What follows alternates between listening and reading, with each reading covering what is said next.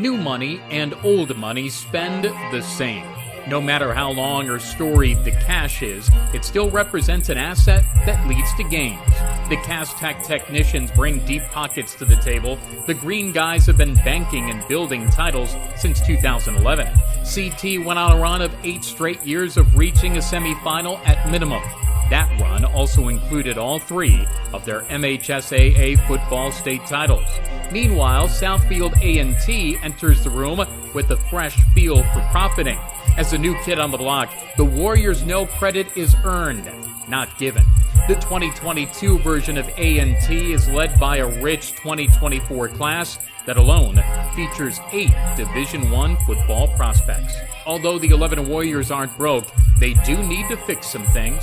Last season, Cass Tech rolled over Southfield A&T in the 2021 opener, 49-22. Can the air-raiding Warriors outscore a stingy, defensive-minded, and star-studded Cass Tech team in Week 1? We are ready for football. In Season 2 of Metro Detroit's best high school football live and on-demand coverage on the Prep. And now, let's get ready to fly into Southfield for the Warriors and the Technicians and our Week 1 Gridiron Game Day.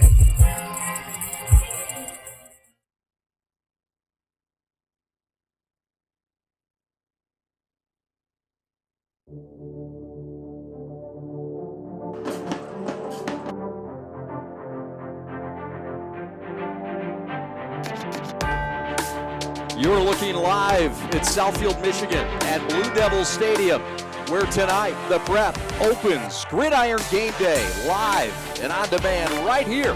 It's the Cass Tech Technicians and the Southfield A&T Warriors. Glad to have you with us opening night. We are the Prep, glad to be here. My name is Chad Bush. Sam Stickday alongside on color commentary, Lexi Ayala on sidelines, and Alex Westfall, of course, your executive producer. Now then, Stick, what a matchup between these two teams. They played a year ago.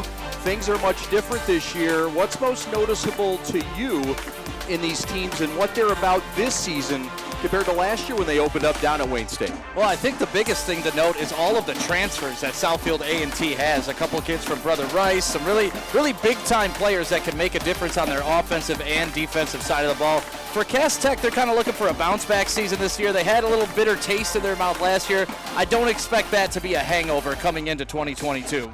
Cass Tech last year bounced in the first round. This is a program that won 3 state titles in a 7-year stretch. Stick, they look to get back this year. They've got a 4-year starter we'll get more into later, but both quarterbacks have been outstanding leaders, and we'll look right now at the impact players. And you look at Cass Tech and what they have done this year. They've got some impact players, maybe not the 4-star guys, but they're guys that are going to get it done and be relied upon to have an impact in this game. Yeah, if we're looking at Cass Tech, I mean, you got to start out with their running back, number 2, Sean Hodges. He's 5'9", 180 pounds, a senior, and that is a guy that they're going to be relying on all game long, handing him the ball up the middle, hoping he can bust a few up the sideline. You look on the defensive side, and hey, look, this strength for Southfield A&T is the passing game. Javen Sewell is going to be busy today. If you're Cass Tech, that's the guy you want to be busy and have a lot of work against these Warriors defensively. Yeah, no, with a last name like Sewell, we know he's a baller. We got Panay Sewell on the Lions. You got Javen Sewell doing the coverage today, and you expect him. We'll call it Sewell Island when he's out there. You look on the other side at Southfield A&T, their impact players on the offensive side. Maybe a guy that a lot of folks don't know about around this state, but Tashi Braceful is special. Their returning leading receiver from a year ago. Yeah, and that's exactly what you were talking about, how Southfield A&T, they have such a strong aerial attack, so you're expecting Tashi to have a big game today, unless the other guy we just cited, Jalen Sewell, can cover him all game long. Defensively, last year, we saw Southfield A&T. They were stingy up front when we saw them against Groves, and the guy that was most active was Reggie Gardner. He's a darn good one. and A&T gets it started up front with this guy. Yeah, he's definitely a stopgap in the middle. Expect him 6 foot, 240, a junior, 3.4 GPA, 3-sport athlete. So you know he has the good feet. He also runs track, so expect that guy to cause major problems in the middle. As he goes, their defense will go. That's right. Southfield A&T and Cass Tech coming up from Blue Devil Stadium. It's our opener. We've got 9 straight weeks of action-packed. Let's go. Football. Stick and I are ready. Hope you are too. This is Gridiron Game Day.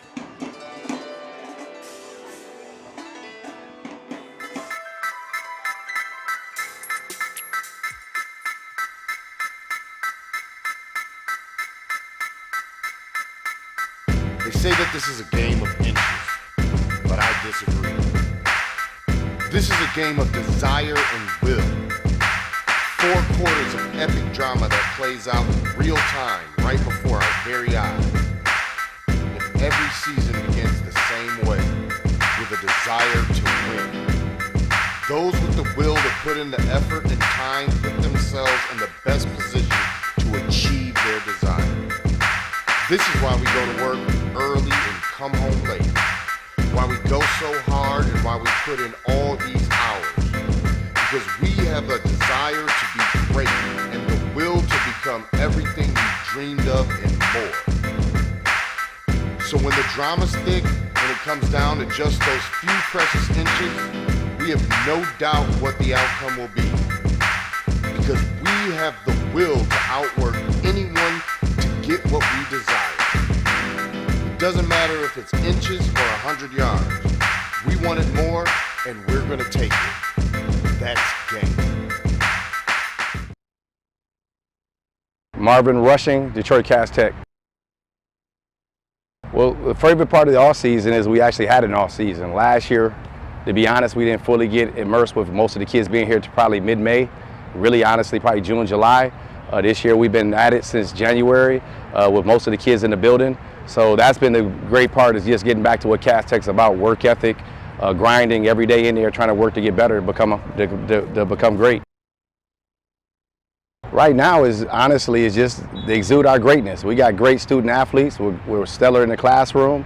We got good young men who do well in the community. And again, right now the goal is to go 1-0 every week. You know, just to make sure we're great. We got a saying around here: when we struggle, it's because of Cass Tech. You know, Cass Tech beats Cass Tech. So right now the goal is to go 1-0 and make sure Cass Tech puts Cass Tech in a position to have success. Well, if I had to look at it right now, I think we could be pretty dynamic up front on the defensive line. We got 3 D1 defensive ends. If you look at a couple of the underclassmen, I think it's probably deeper than that with D1 talent. I think we'll be able to get after the quarterback, and I think some teams are going to find it a little difficult to run this year. What downtime? That's the challenge. No, I'm not wrapping up my day most of the time to 11:30, starting at 5:30 in the morning, so there's not much free time right now. So I feel like I'm on a binge right now and just trying to get ready for Thursday's game. Well, Southfield's an underrated team last year because they have a lot of talent. They were young last year. You know, we knew that going into the game. They've really worked hard in all season, got a chance to see their guys at different camps, different venues working out. They've worked together. They've matured. They got physically developed. You can see the confidence in their players, quite honestly. I know they've added a couple of pieces. They're going to be dynamic. They're fast. They're athletic. They're long. They have a lot that's going to present challenges. So right now, we're just working on our fundamentals, our techniques, and staying true to who we are, Cass Tech, and working hard. To me, what makes Cass Tech special, that the young men and ladies that come here, they're focused on bettering themselves off the field, foremost. You know, it's an academic institution like every high school, but here that's really exemplified. You know, we would work to build networks here for the kids so they're successful now and later in life. There's a great social system in here. Our administration, through our principal, Lisa Phillips, is second to none. They're finding ways to allow these kids to be great at whatever they pursue, whether it's athletics, whether it's engineering, whether it's the fashion industry. So right here, the opportunities they get, the celebrities that come in here that are from Cass Tech, that give back, that's what makes Cass Tech special.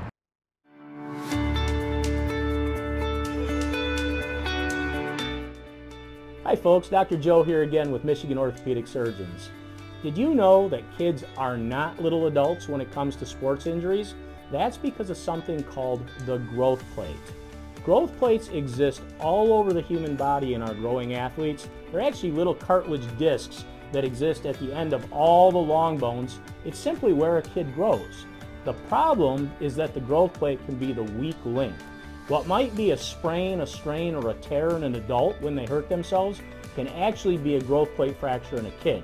So it's important, if your kid has hurt themselves and they're not using their arm or they're not able to put weight on a leg, come see one of us, get an x-ray, and make sure it's not a growth plate fracture.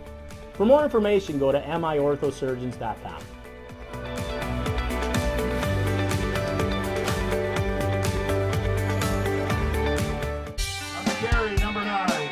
My dad and my grandfather are officials. I've grown up around officials and seeing how much they enjoy being part of the games. As a student athlete, I've always appreciated the people out there who are willing to give back to the kids. The Legacy program lets me officiate while I'm still in high school, working younger kids' games. Officiating gives me a better understanding of the game. I get to make some pretty good money for a high school kid, and I even get to spend some quality time with my dad. There's help wanted. Just whistle.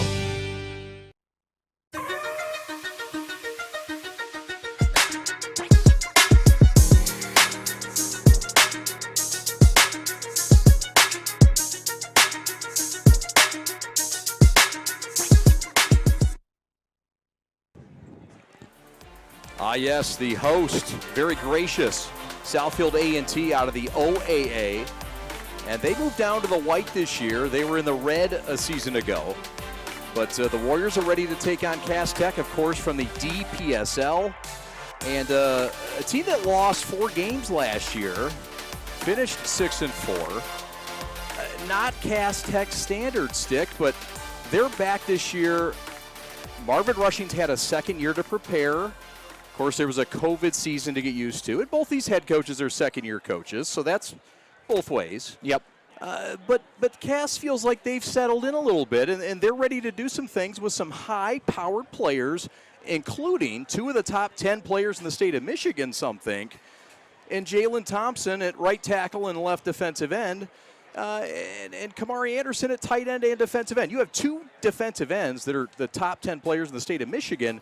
You got a chance to make a move this year. Hey, you know, the game is won in the trenches. That's always been my opinion. I'll always have that opinion. The big fellas, they're what you need to focus on. And when we talk about Cass Tech losing 4 games last year, we got to preface, 2 of them were to Martin Luther King, the state champion, Fair. and arguably the best team in the state regardless of class. That's right. And Dante Moore at quarterback. I mean, there's no shame. And we called one of the Cass Tech Martin Luther King games. Sure did. And Cass Tech had control of that game up until halftime, and they ended up blowing it in the second half. So, I mean, if they win that game, you're kind of maybe talking a different scenario going into the playoffs. You're on a roll.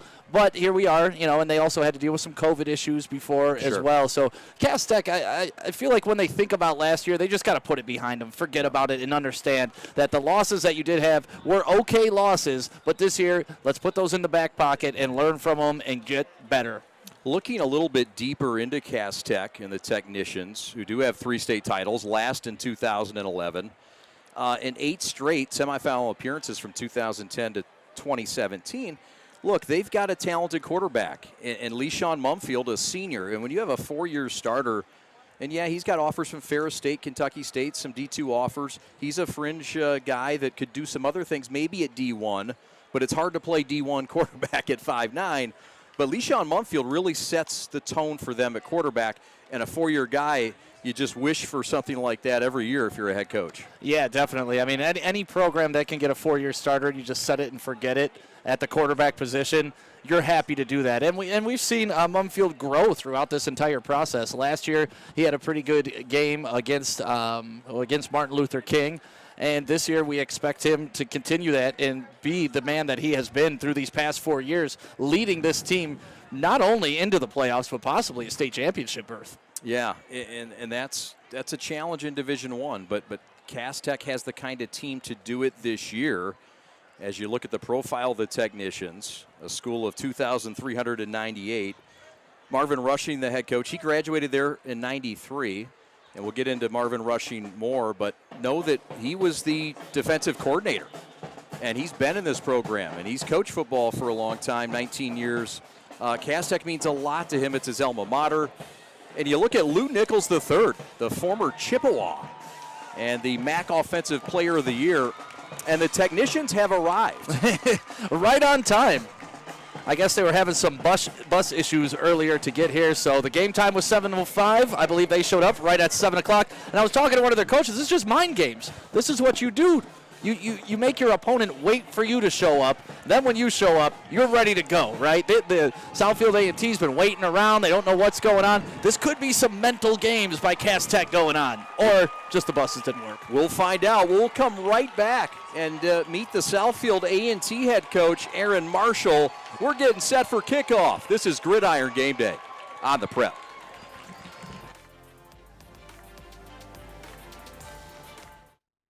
Aaron Marshall, Southfield A&T High School head football coach. We had a really good offseason. My favorite part was absolutely the effort the boys put in, the kind of the bond that they've built, the togetherness. So by far, they're at another level than they were last year. We had an entire offseason together. Last year we weren't able to have an entire offseason together. So again, I'm really excited about the bond they built most of all. Our team goal, man, is to take it one day at a time. Get better every single day. Don't go backwards. Another one of our goals is literally to go 1-0, right? Whatever it takes is our motto, and we do whatever it takes to go 1-0, right? So every single week is a new season for us.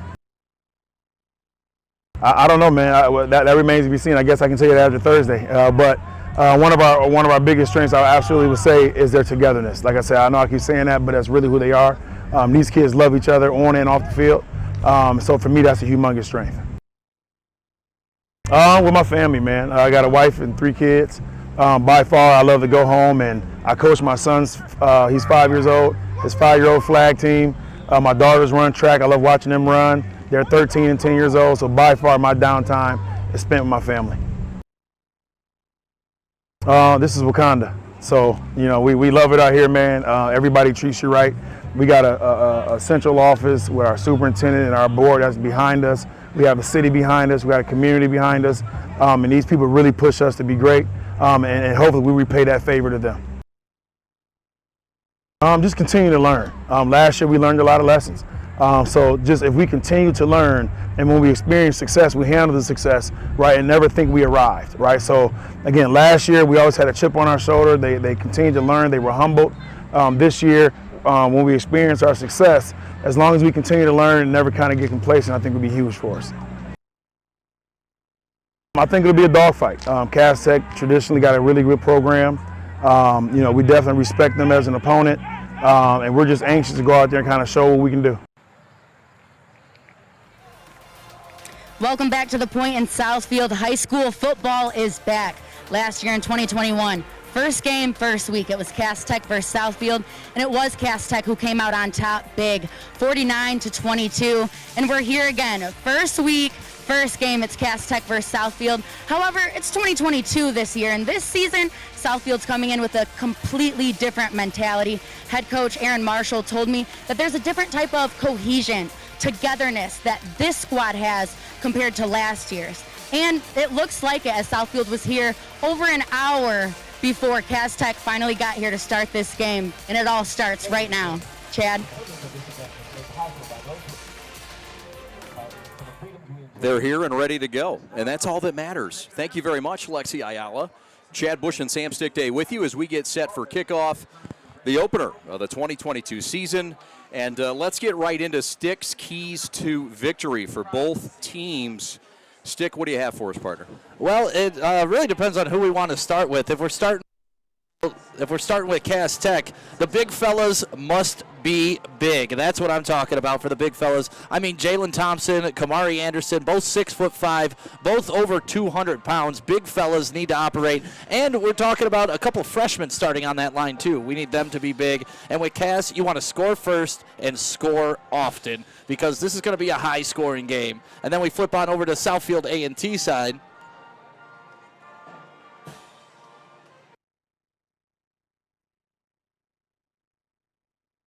Today I'm going to tell you about sportsmanship because it's important. Treat your opponents the way you would want to be treated. My mom says that. Listen to the referees. It's their job. Be nice to their team and our team. Cheer them on. Always play fair. It's the right thing to do. It's sportsmanship. It's not that. hard.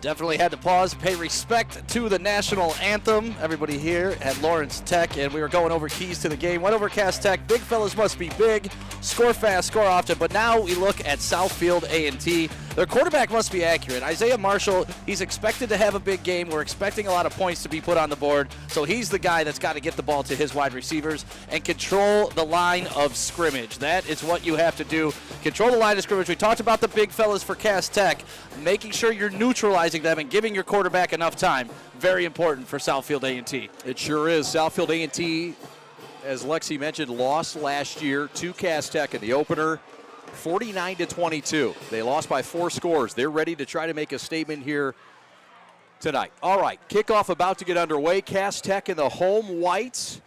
And kicking off for Southfield is number 3, Nigel Dunton, who will double as a wide receiver. Part of a wide receiver cluster that we'll see for Southfield A&T that has 4 Division I prospects, 4 guys that have been offered Division I already. Now, there is a penalty we should mention, and it's on Cass Tech for delay of game. They arrived at 7 o'clock, just a little late. Well, we were wondering if the officials were going to give them time to warm up, do their calisthenics and stuff, but no, they got out here, they flipped the coin. We're ready for some high school football here in Michigan. All right, here we go. Back deep is the true freshman and the ever dangerous, you'll hear about him, Corey Sadler Jr., along with Sean Hodges. Keep an eye on Sadler Jr. He wears number 1 back there. He is a freshman and was the best 8th grader in the country a year ago. Yeah, Hodges is back as well. He is somebody I am super excited to watch today. Anytime you go from 8th grade to this level of football and you start, well, you won't have to wait long. Here he has it here, Stick, and he's chopped down at the 20 after a couple of moves. And the tackle made by number 21, and it looks like Jaden Bush. So let's take a look at this Cass Tech offense led by the 4-year starter, LeSean Mumpfield, 5'9", 185, senior, and a guy that can really sling it, a guy that does other things besides quarterback, but he's a leader, and he's a guy that can put the ball in the right spot, Stick. He's going to guide this offense here tonight. Yeah, we saw him last year. Like I said, he had a pretty good performance against Detroit King in that first half of the championship game. And then the second half, threw an interception, a costly interception. But here, he's bouncing back. I know he has that taste in his mouth from last year that he's looking for some vengeance this year. Sure is. Here we go. Split out wide left is Sadler, the freshman. They'll start with Hodges left. The quarterback Mumpfield against this seasoned offensive line mixed in with some rookies. We'll get to that in a moment. Mumpfield going to throw a curl route, caught, and knocked backwards immediately. A gain of 8 to the 28-yard line. And the catch was made by number 4. That's Cassius on the catch, and a gain of 8. Yeah, and a nice way to start out your drive. A nice little hook route. That's an easy pitch and catch, something you work on in practice, just timing, and they were able to beat the defensive backs. We'll get a look at the running backs and receivers next. 2nd down and 2. Opening drive, Cass Tech on the move. We have other games to get you updated on. Handoff, Hodges, right side, has a first down and more. Runs over a player, stays on his feet, and he's up to the 40-yard line. It's a gain of 12 on the play. There's a helmet off, and there's a flag down. What is up, Stick? Well, I was just talking about him running over his own teammate, number 2 running over number 4, but here at the bottom of the screen, it's going to be interesting to see what they call. It looks like it's going to be on Southfield A&T. Sewell at wide receiver, along with Jordan and Corey Sadler at the wideout spots. You look at the running backs and tight ends for Cass Tech, and this is going to be on Southfield, by the way. So Cass Tech will add on to that 12-yard run. There was a first down run anyway. Caleb Richmond, Kamari Anderson, and Sean Hodges. Hodges and Richmond will carry the load at the running back spot. Kamari Anderson, a good one, Stick, committed to Cincinnati. Tight end will split out sometimes. He's dangerous as a wideout, too. Yeah, and he plays on both sides of the ball, 6'5", 220, expect him to make some big plays over the middle. So with that penalty stick, already Cass Tech is into Warrior territory. Play action, throw left side. There he is, the aforementioned Kamari Anderson. And he's up to about the 37-yard line. Where are they going to mark him? They'll mark him at the 35. It's a generous spot. It's a first down and a gain of 10 for Kamari Anderson, the Cincinnati commit. And I like how Cass Tech is coming out right now, just getting their quarterback comfortable, making sure Mumfield has some easily completable passes. That was just a nice crossing route right in front of him. A little misdirection play. Get it to your tight end in space and let him make a man miss. So Cass Tech with no resistance partner so far. 3 to the right, 1 to the left. Sadler isolated on that left side. Mumfield, quick hitter, right side, throws it, caught, and shaking his way up is Cassius again. A short gain this time, shortest gain of the night for Cass Tech. There's a flag down. Yeah, it looks like that's going to be holding on the... Let's meet the starting defense quickly.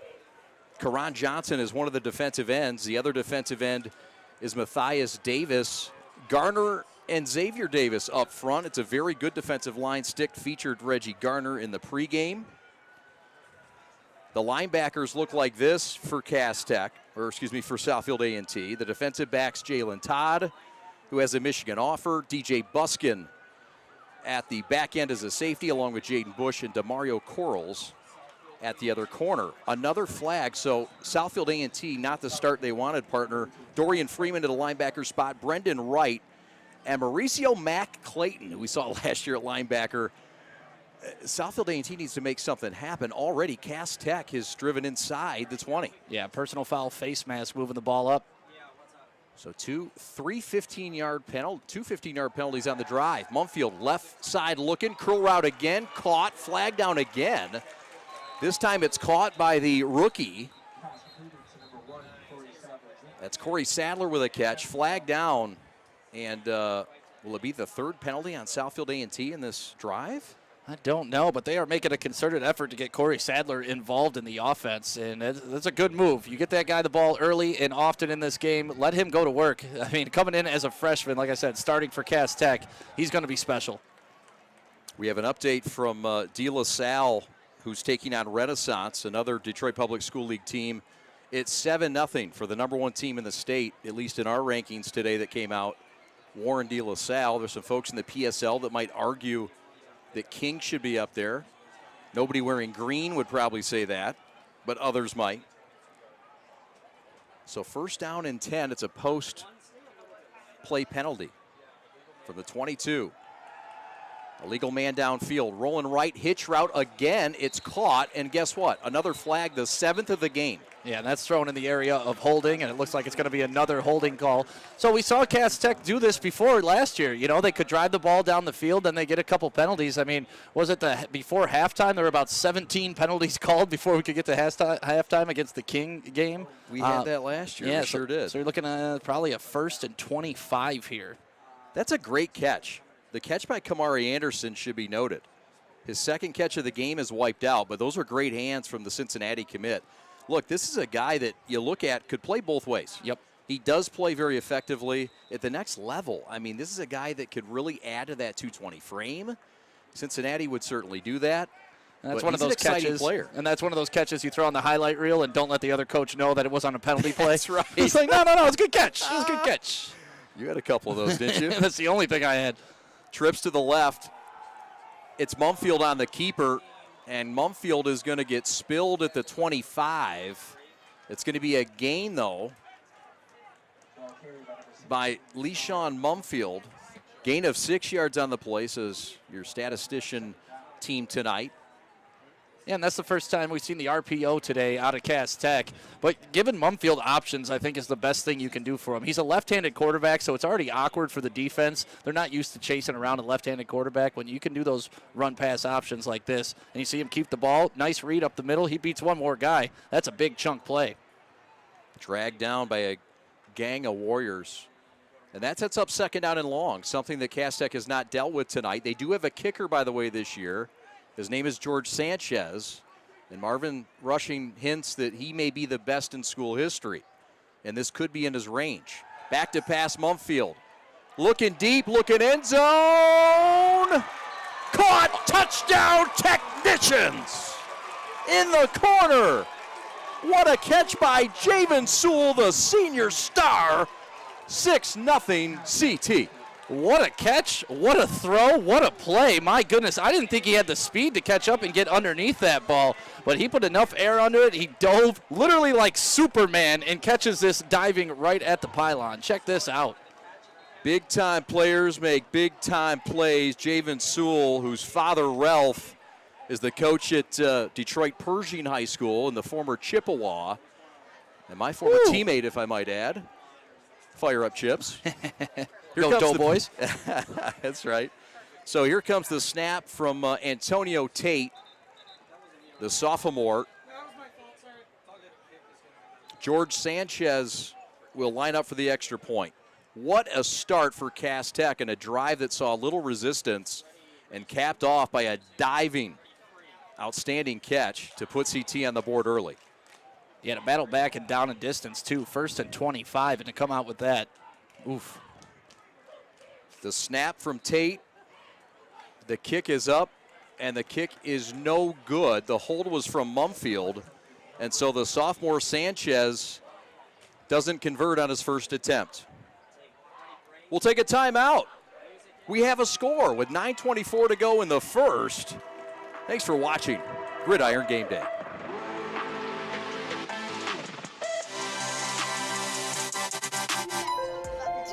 The innocence of youth. Is there anything any better? But soon they'll be in high school and facing all the same challenges you faced. How to make friends, how to fit in, how to be cool. We want our children to have everything they'll need to live fulfilling and productive lives. Make sure the kids in your family are among the more than 300,000 participants here in Michigan who take part in high school sports.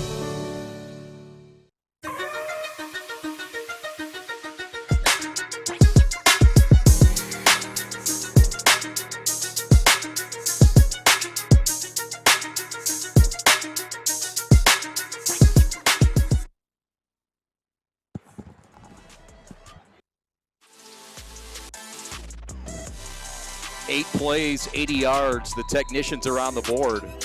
It's a Javen Sewell touchdown catch. And what a drive. The Sewell touchdown catch was from 31 yards. And it gets Cass Tech on the board, partner. Your thoughts on that drive that took just about 6 minutes? Well, we knew this was going to be a high-scoring game because defense on both sides of the ball, that is, I don't want to say weakness, but that is not the strength of either of these teams. And you saw it with Cass Tech right there, up and down the field. Penalties didn't stop them. They came back, great play call, excellent route by the wide receiver, too, to get to the pylon. Sure was. 30 yards of penalties on that drive, but 50 were earned, and Cass Tech looks very sharp. Here we go. Sanchez to boot it. It's a pooch right side. This one's in no man's land. It's trouble. Uh-oh. But the Warriors have it, and they're in the open with a kicker to beat. On the run to the 40, there's a face mask, and both teams will have great field position to start their first drives. What a return by number 9, Javin Jones, the backup running back and senior. Yeah, and what field position to start this drive, too. You see him get the ball here. Anytime the ball hits the ground like that on a kickoff, you lose contain, you lose your lanes, and then you just see him use his speed. Luckily, 80 was there. I'll take the face mask as long as you could stop the touchdown. But it looks like A&T's going to start off now with the ball at the 24-yard line. Let's meet this A&T offense. The quarterback is a junior and a good one. His name is Isaiah Marshall.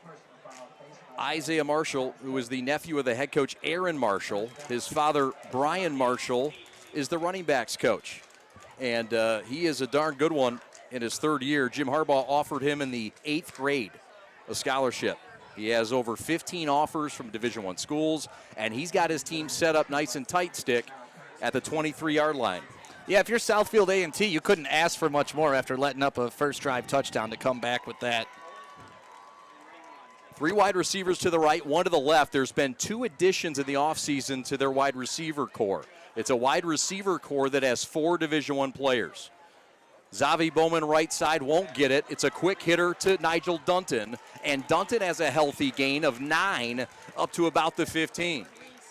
And this is what you love if you're Southfield A&T. 2nd and 1, you can call pretty much anything in the playbook. You want to take a shot to the end zone, you can do it. You want to try to just pick up the first down and keep the chains moving, you can do that.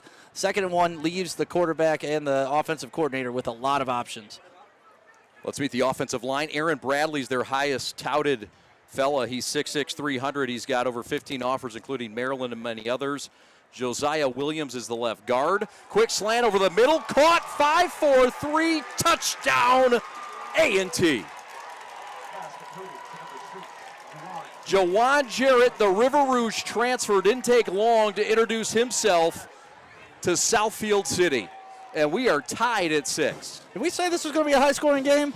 I thought so. I mean, we're already, just 3 minutes, 5 minutes into the game, but what a great slant pass over the middle. He was able to beat the defender, and Jarrett just walks into the end zone essentially untouched. Great play call on there, too, with the middle of the field wide open.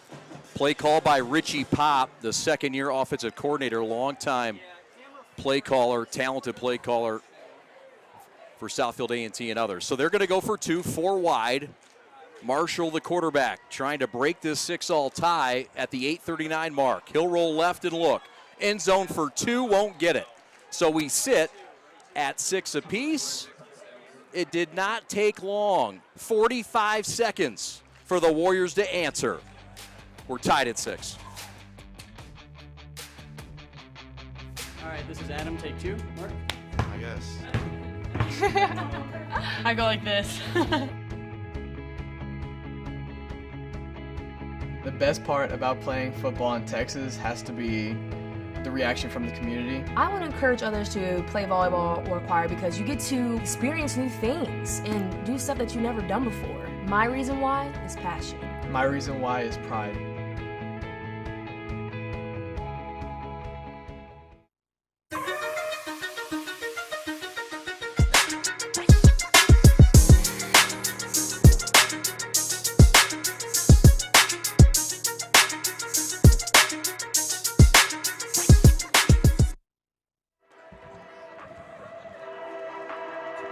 Two touchdowns already in the books in beautiful Southfield. Look at the skyline. What a great crew tonight. Captained by Alex Westfall, your executive producer. My partner is Sam Stick Day. Lexi Ayala on the sidelines. Partner, we got a great crew. Glad you're headlining it. Tell us about that drive by Southfield. We've had a quick hitting couple of drives that answered with scores. Yeah, when you start with your offense on the 24-yard line, it only took them 2 plays. A nice little pass and then a nice little slant pass, untouched. And you expect to see that all game out of both of these teams. Great offenses. Yes, sir. The kickoff by Dunton is a line driver, and it's grabbed head high. Watch out. Good goal. Sean Hodges, right sideline, and they will never get him. An 82-yard return from Sean Hodges, and we've had 3 touchdowns in less than 4 minutes. Wow. Untouched, too. I mean, he saw the hole right up the middle. Great wedge by the blocking team. All he had to do was make one cut, beat one defender, and you saw the speed on display. 88 yards in front of everybody. 22 yards, my bad.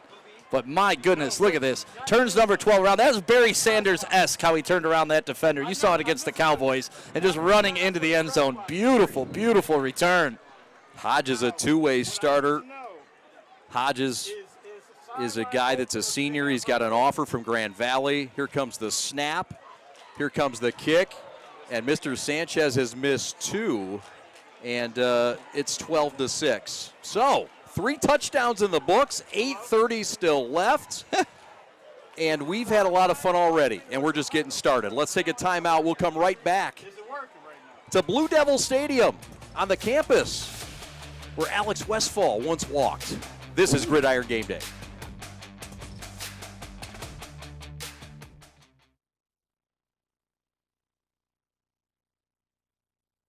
All right, this is Adam, take 2. Mark? I guess. I go like this.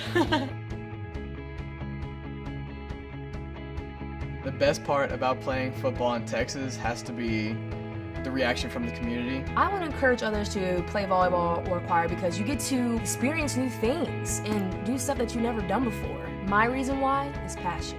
My reason why is pride.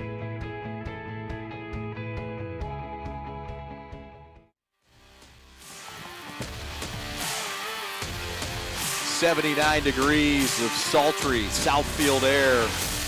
Breathe it in. Oh, yeah, it feels right, doesn't it? It's nice. I'm only like 2 miles from my house, too, so this is great. Post-game party at your pad. Let's do it. All right, I like it.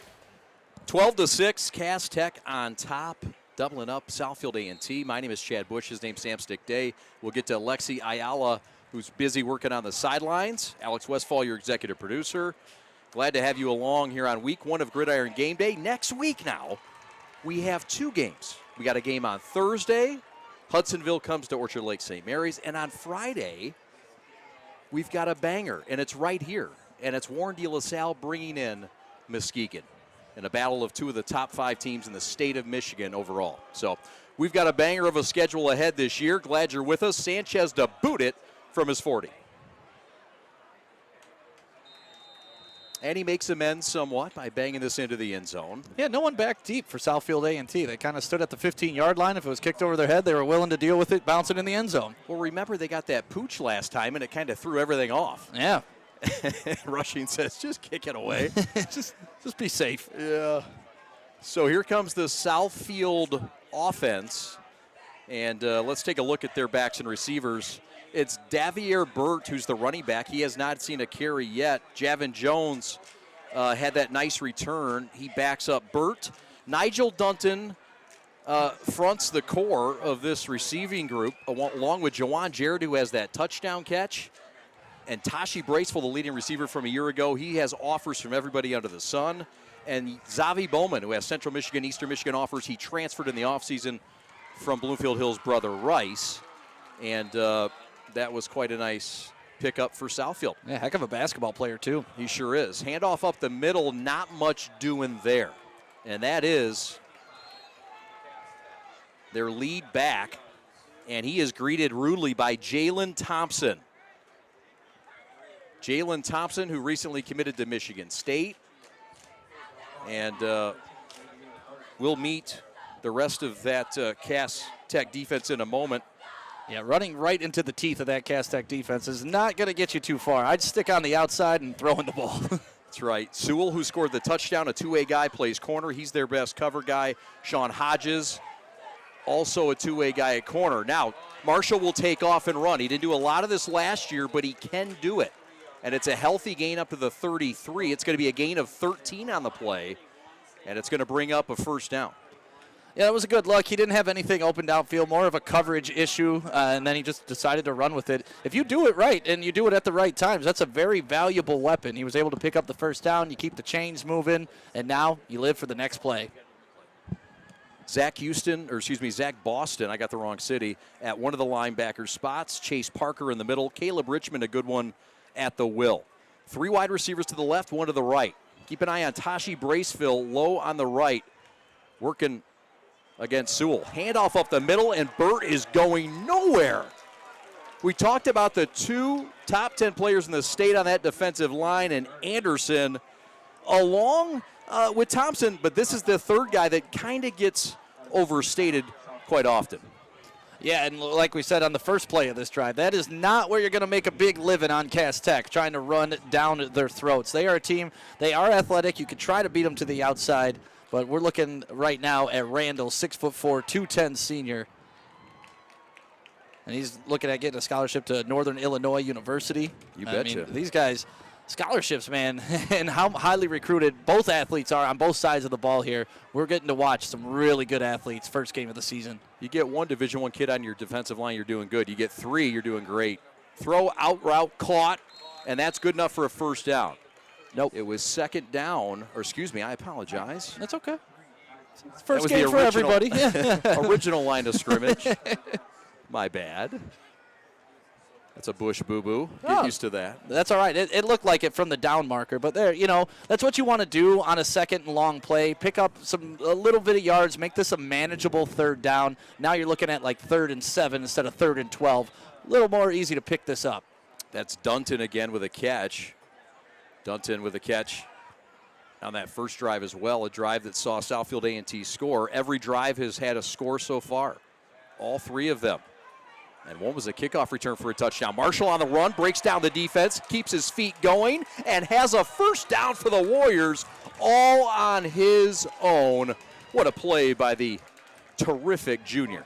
That is strictly effort to make that first down in that play. I mean, getting around Anderson at the end position is tough enough, but then able to take on 2 other defenders and just use the strength. Look at Anderson's got him dead to rights, and we were talking about just how good of a defensive end he is. Yeah. But right here, right there, those are those extra 2 yards you needed to get that first down. You love to see the fight.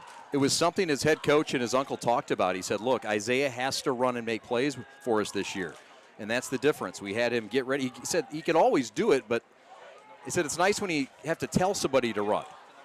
There's an end around that's going nowhere. The handoff was to Nigel Dunton, and the junior, who has a couple Division I offers, is tackled for a loss again, and he's hit behind the line by number 10. Got there. Yeah, 10 came Chase Parker. 10 came in for the tackle, but that whole play was made by Kamari Anderson and his contain. He forced the run to go back up inside. Number 10 came in and cleaned it up like he should do. And that's good team football right there. It's not always about you making the play. It's setting your teammates up to do it. That's right. So, second down and long for Southfield A&T with those 4 talented receivers wide, and we've got a false start on the offense. So penalties have been a bugaboo for Southfield A&T in this game. It was a defensive penalty-laden first drive for the Warriors. And those will catch up with you, especially in a tight game in which you trail right now. Yeah, you expect to see this, though, week 1 of high school football. This is your first live action, really. You're going to be out of position. You're going to be reaching. You know, later on in the game when your cardio's in question, too, you're going to start seeing some more penalties. But as long as they don't kill drives, you can live with them if you're a coach. All right. This is 2nd and 17 now, back on the 36. Marshall with some work to do. Looking downfield, and nowhere to go. Harassment by who else? Jalen Thompson, causing havoc. The future Spartan who committed on Monday. Got his hands in the mess again. Yeah, Isaiah Marshall, we talked about it, you know, the big nasties, making sure they take care of it. But if he doesn't have time to throw, it's going to be a long day for Southfield A&T. They got to keep him clean and give him opportunities because there were a couple wide receivers open on that route. Sure were. The pressure up front, a thing. And Cass-Tech's defensive front with Thompson, Christian, Washington, Anderson, and Randall making a statement. Timeout on the field, 5:16 to go in the first. We're coming right back to Southfield A&T's Blue Devil Stadium. What a game, what an opening night. Glad you're with us on Gridiron Game Day. There's just one place where students are students first, and athletics are played with purpose and perspective. That place is your local high school. High school sports offer more than the joy of competition. Studies show that student athletes are also likely to enjoy greater levels of achievement in other areas of their lives, including academics. High school sports, a winning part of a complete education.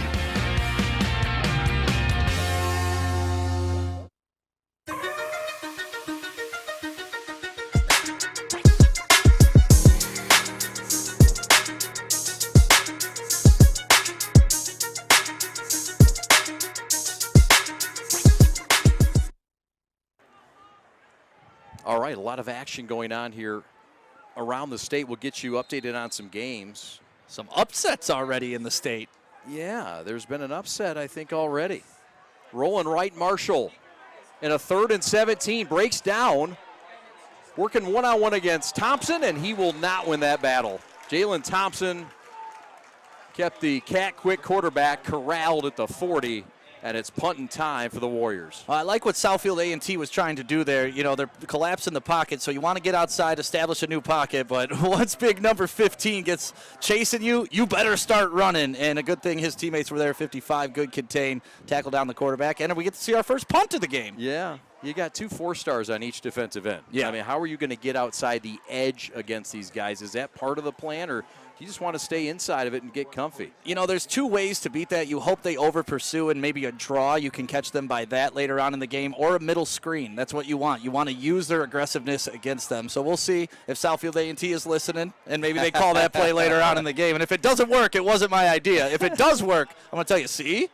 It's fair. I like it. Dunton to kick it, and it's a delayed kick, and it's blocked. Recovered by Rashawn Randall, but it was blocked by number 2. That's Javen Sewell. Or that's Hodges. Did Hodges get it? Yes. Hodges with a block. We'll see it here. And that is the play. Yeah, but it took too much time, Stick. That's what I was just going to say. That was a very slow developing. You see the snap was a little off to his left, and it took a little while to get it back in front of him. But there was a penalty at the end of this play as well. So we're going to see which way the ball's moving here, and it looks like it's on Southfield A&T. So how about that? Southfield A&T, salt in the wound after the block kick. And Cass Tech already up a score with 4:11 to go, looking to add on. They're going to have this thing inside the 20-yard line of the Warriors.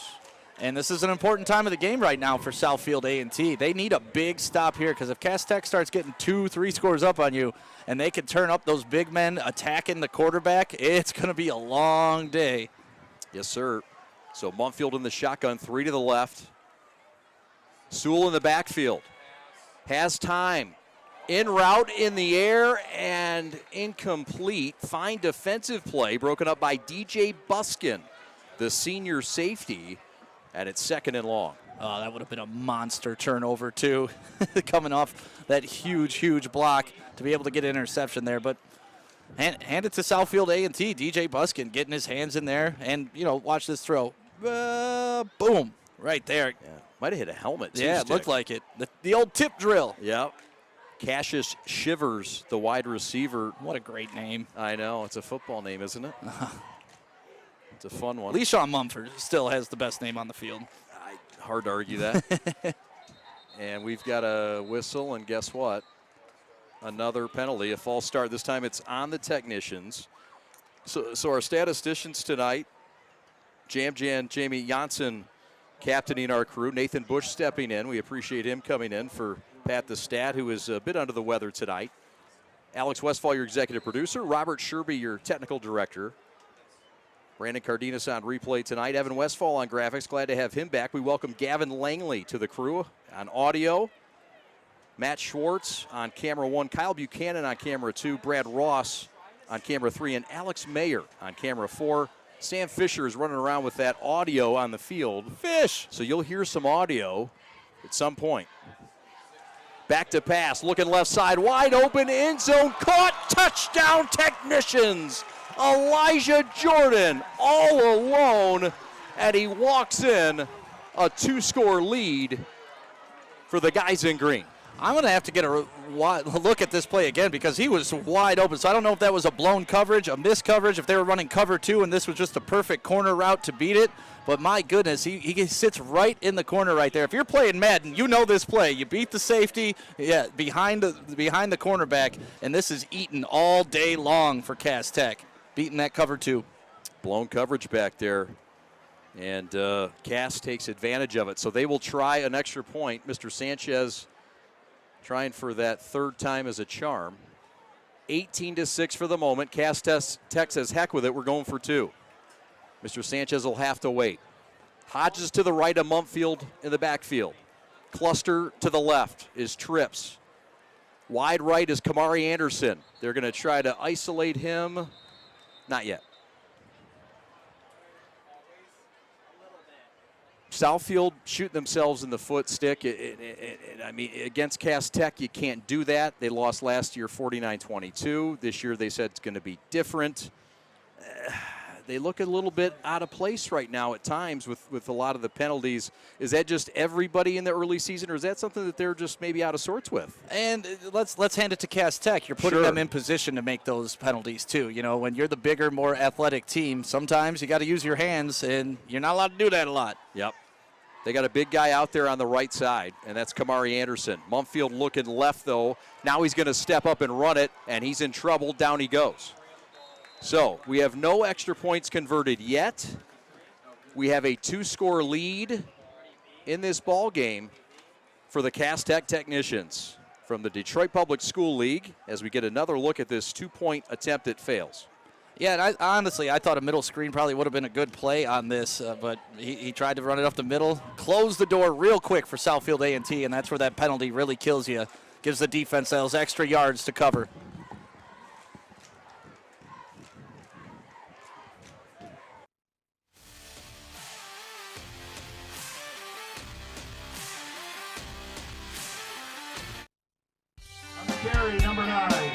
My dad and my grandfather are officials. I've grown up around officials and seeing how much they enjoy being part of the games. As a student athlete, I've always appreciated the people out there who are willing to give back to the kids.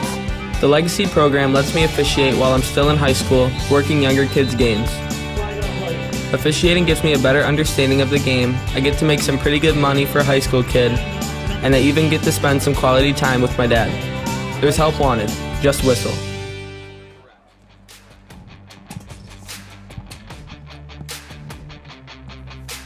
The drive took 3 minutes, 43 seconds.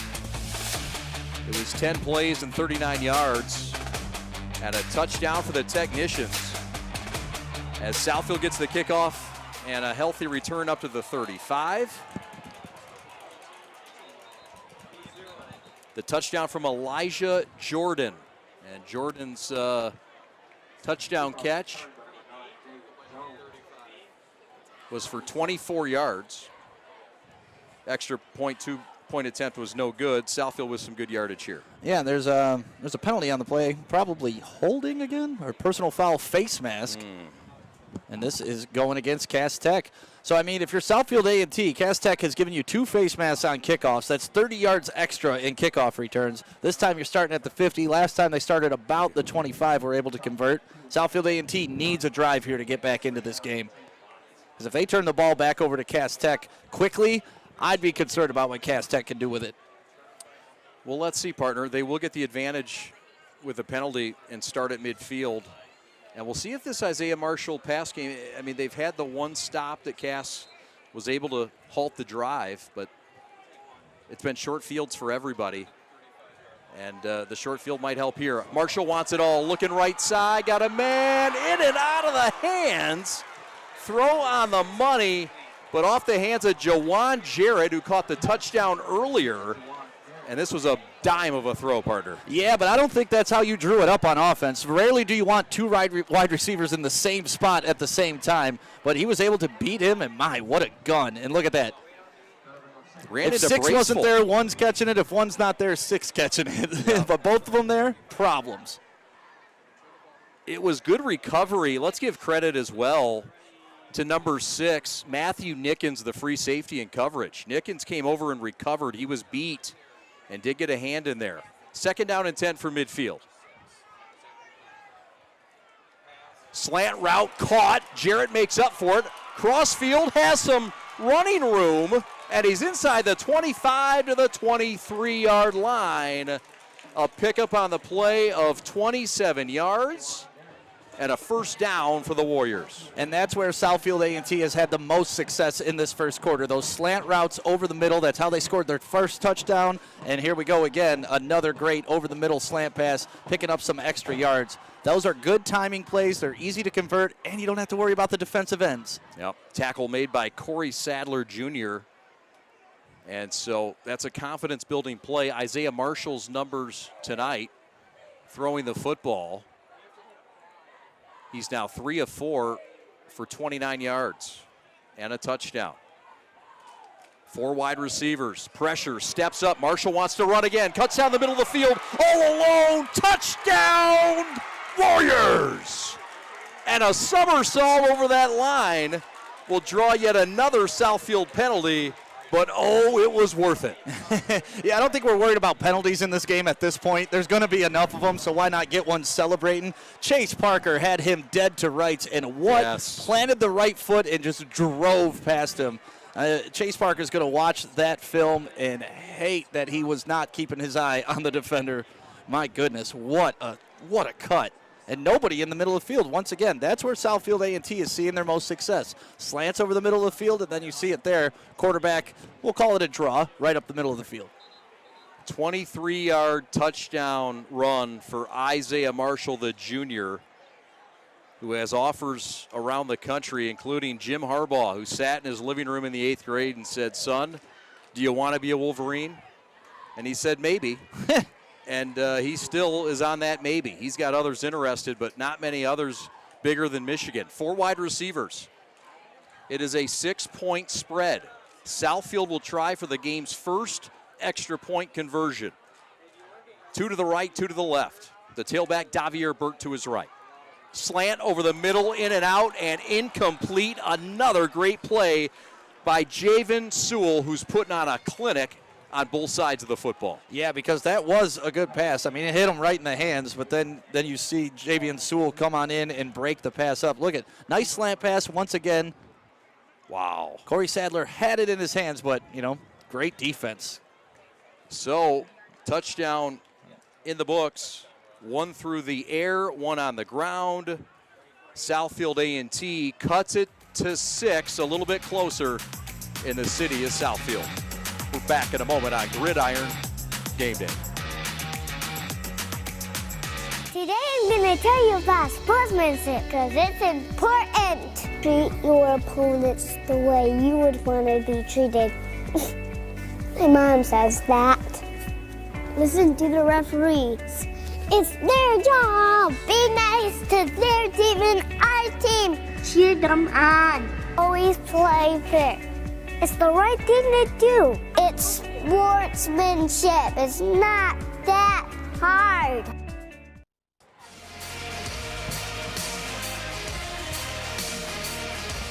It was a 28-second drive. Southfield's in the end zone. They cut it to 1 score. Stick, you said you took the over. I definitely took the over. Back on Wednesday. Yes. And make-believe Vegas. No, and we knew it was going to be high scoring, and this was something that we expected, but so much talent on this field. It's turning into a fun night to watch football. 5 touchdowns in the first 9 minutes of the game. My goodness. Pretty amazing. And we're not done yet. 48-yard line is where the technicians will start. Things getting a little chippy down there. So, hey, look, last year Southfield A&T, I mean, they got thwarted. They got taken to the woodshed against this Cass Tech team down in Detroit. And Aaron Marshall said, look, we had to get better. And part of it was getting back demoted down to the OAA white. Said, hey, look, that's something that we had to really get after and know that we had to come back focused. And they've done that. As you look at the team profile, Southfield 2-6 this season ago. You look at Okafor, their 2014 grad, and he just collected a $30 million deal back in March. Former first-team All-Macker at Western Michigan. Former third-round pick by the Pittsburgh Steelers. He's making a nice living. And he's from Southfield High School, Southfield A&T now. Of course, the schools converged, Stick, Southfield Lathrop and Southfield High School back in 2016. Ironically, that was the last winning football season for Southfield A&T in their first year. They want to change things. Aaron Marshall in his second year seems to be the right guy to do it. Yeah, you could feel it last year, the culture shifting, and you could see it, little by little, and they will get there. It's like another holding progress today, no doubt. The handoff right side, and it is indeed holding. Sean Hodges, the ball carrier, already in the end zone today with a kickoff return for touchdown. And this one is coming back. You won't want to miss coming out of the second quarter. Lexi Ayala will have a sideline report. Finally, we'll get to Lexi. My goodness, it's been a long first quarter. It took us a little long to start. We're 50 minutes in, but Stick, we got a little bit delayed. Cass Tech showed up late or right at 7 o'clock. Maybe they just showed up on time. But they came out ready to play. And that's all that matters. Listen, if you got to step right off the bus and play, but you come out and play like this, I think you do this every game until it doesn't work. Right. From their own 40-yard line, LeSean Mumfield, the senior and 4-year starter, looking over the middle, hitch route incomplete. And not really looking for the ball or ready for the ball was number 8. That's Jalen Howell, the sophomore wide receiver. Yeah, that was kind of a bad read by Mumfield. I mean, you're throwing into triple coverage, essentially, over the middle. That is a dangerous throw that Cass Tech just got away with. Indeed. Mumfield's been on point tonight. Mumfield throwing the football has completed 8 of 11 for 61 yards and 2 touchdowns. His longest, that 31-yard touchdown catch by Javen Sewell, which is a highlight reel catch for the kid who's been offered by Central Michigan, amongst others. Yeah, Mumfield's been putting it on a dime all game long. I just, really that read was just a tough read. I thought he had some better options on the outside. 21-0 De La Salle over Renaissance. Orchard Lake St. Mary's and Rochester Adams, we've got an update coming. There's a slant route left side caught, and watch out. We told you about Corey Sadler. There he is, and there he goes. Touchdown Technicians. 60-yard completion, and it's the rookie Sadler who gets 6 on his opening night. Well, we were excited talking about him coming into the game. We knew that he was going to put on a show. He got a little penalty for dancing in the end zone, but once again, if you're scoring and I'm a coach, I'll take that. But watch how he goes all the way across the entire field, using that speed, beating the angle of pursuit. You see 14 had a beat on him, but no way. 20 couldn't catch him either. What speed out of a freshman. That's you a can't 14-year-old. emphasize that enough. That kid's 14. Wow, he is indeed. It's confirmed up here by the technician film crew. And he means business. We told you about Corey Sadler, and we've had scores. We've had 3 touchdowns that were 45 seconds or less drives. Yeah, I mean, we haven't even played 10 minutes of football, and we've had 6 touchdowns. 24-12, the technicians are doubling up, and they're looking for Mr. Sanchez to get nice here on his 3rd try, and he did, but wouldn't you know, there is a penalty on the field. Yeah, before the game, I told Fish, I said the game's going to be about 42 to like 36. I may have been way under on that. My goodness. Speaking of Fish, where is he down there? He's down there getting some good game day audio. We've got an updated halftime, or nearing halftime. Orchard Lake St. Mary's, who we had number 10 in our ranking. Some people frowned and said, oh, yeah, Chad, you're a homer. Well, they're down by 7, 14-7, Rochester Adams in Rochester against a team that last year lost in the finals, and a team that came in this year with who some think is maybe the best team in Oakland County. Yeah, we will find out by season's end. And, you know, Jermaine Gonzalez, the new head coach at Orchard Lake St. Mary's, a new regime underway, and it's going to be interesting to watch how they play football this year compared to years past. Eaglets playing out of Division 4. And, of course, Adams playing out of Division 1. So, we'll take a timeout. This is Gridiron Game Day, 24-12. We are the Prep.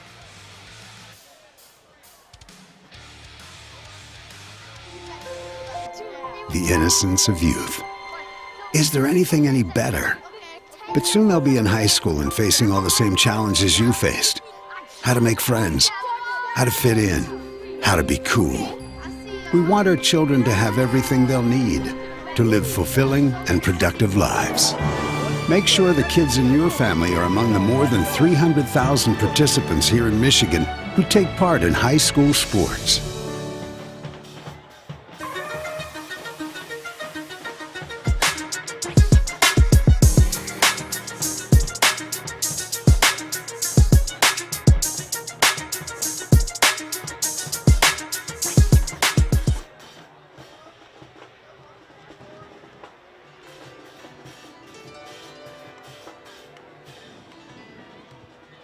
Welcome back to Southfield, Michigan. He is Sam Stick Day. My name is Chad Bush. 2-point attempt coming up.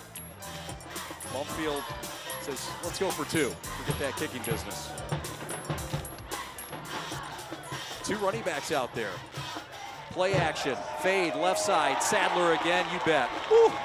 2-point conversion up and good. 26-12 now. It's a cool 14-point, 2-touchdown lead for the Green guys and the Avenue boys. Can we talk about that route for a freshman to be Please? running that route? My goodness, a double move route for a freshman. And I'm telling you, he was able to cut in and dart back to the flag of the end zone. He's got moves that seniors don't have. That's just not right. That doesn't come from 14-year-olds. But credit Mumfield as well for putting the ball on the money. It's 26-12, 2:28 left. Whenever I see a kid like that playing, I think of the 13-year-olds he was playing against last year and how that must have felt. Because he's up here playing against 18-year-olds schooling them. Do you imagine? What grade school did he go to? Do you know what grade school he went to? No. I don't know, but he should have been recruited in kindergarten. Well, in today's ever-changing real estate and mortgage lending world, the importance of a true professional has never been higher. At Success Mortgage Partners, our mission is for every borrower to receive level 10 service, and our goal is to get you the lowest rate possible. We want you to have an experience of a lifetime. Navigating a turbulent market like this really needs to be handled by a real professional. Call Todd Barr today at 734-674-6154 and put 20 years of local knowledge to use for you and your family. Success Mortgage Partners Incorporated sponsors and supports equal housing opportunity. NMLS ID number 130562. This is informational only and is not an offer of credit or commitment to lend. Contact Success Mortgage Partners Incorporated to learn more about your eligibility for its mortgage products. 26-12, Cass Tech on top. Kickoff coming. Stick, your thoughts, sir? More touchdowns, please. There's been 6 of them, and there's 2:28 left. The kickoff is received, and the return is across to the 45. Tackle by number 9, that is Caleb Richmond, the backup running back. And the return was also by number 9. That's the backup running back, Javen Jones. And so again, great field position stick for Southfield A&T, who's really only stubbed their toe twice on a drive, despite being down and being doubled up right now by 2 scores. Well, we thought Southfield A&T could hang scoring. We just didn't know if they could hang stopping Cass Tech, and that's pretty much what we've seen so far in this game. Southfield A&T, when they get going, they have a good offense, but it's just the problem is Cass Tech is absolutely scoring at will right now, and that's tough to combat because now you're putting so much pressure on your offense to have to score every single drive. Eventually that's going to wear. It is, and you wonder if that pressure is going to get to the Warriors in that offense. We'll see here. 4 wide. They have not shown much back down here tonight. There's a post route that's in between and over the top of Tashi Braceful. Cass Tech has really done a nice job of shadowing Braceful. It's not like you can really focus on just one guy. They've got 4 Division I receivers. The technicians here cover it well. Yeah, we haven't heard much from Xavi Bowman in this game either, so expect for him to at least catch a couple passes. But yeah, there you go again. I mean, the weakness so far in the Cass Tech defense has been over the middle. Anytime they've tried to extend the play, get further down the field, it really hasn't worked out. I would expect more of these quick, short slant passes because those are what have worked so far. They really have.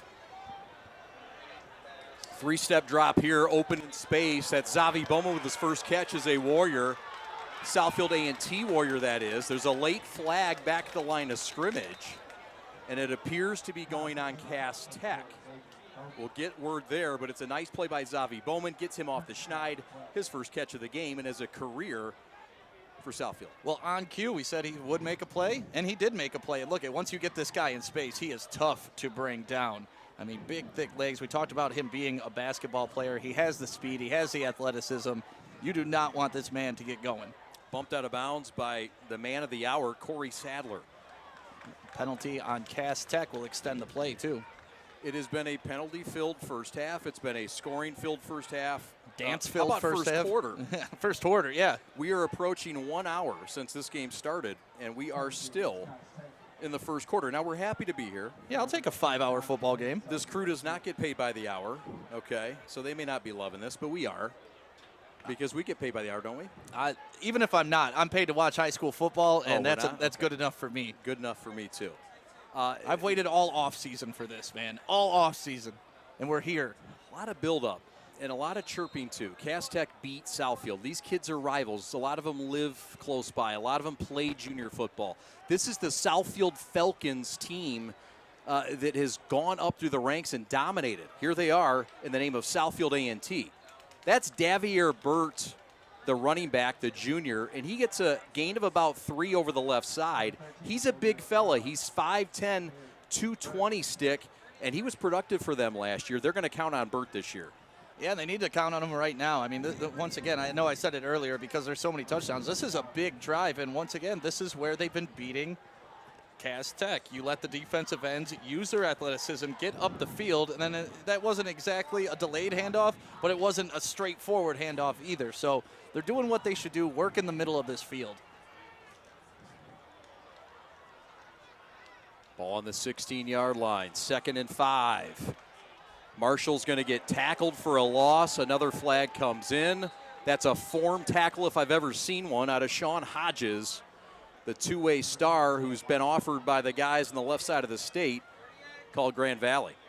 Cass Tech is just way too good at contain on the edges. Look at this. Look how long they extend the play. They didn't push it up the field, but they extended the line of scrimmage, forcing him to the sideline to where big number 2, Sean Hodges, can come in and make the tackle and clean it up.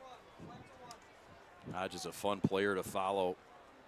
Kind of one of the quiet guys and the guy that we featured as an impact player, and amongst all these stars, he's one of them. But you have to have guys that are, you know, the Division II, Division III. Those are guys that win you titles.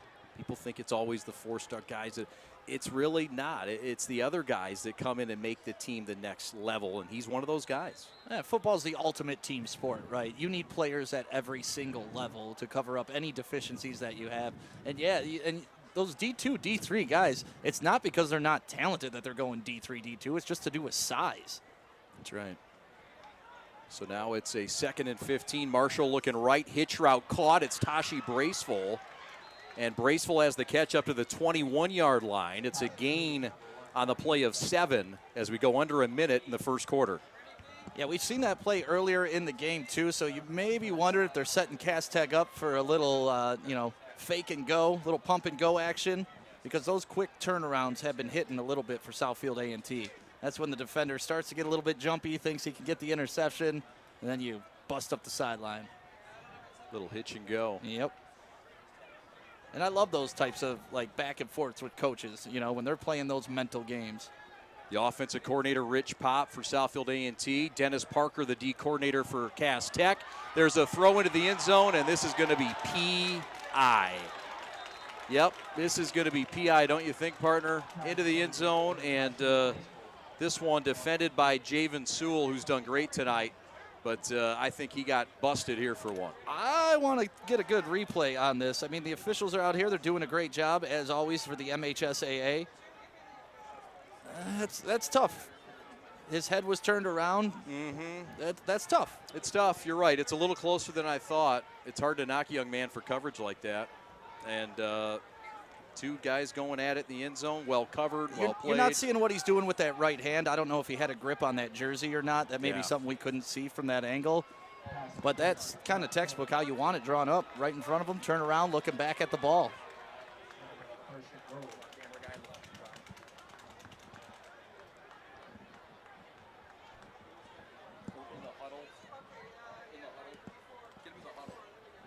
So what do you think Southfield A&T is going to do here?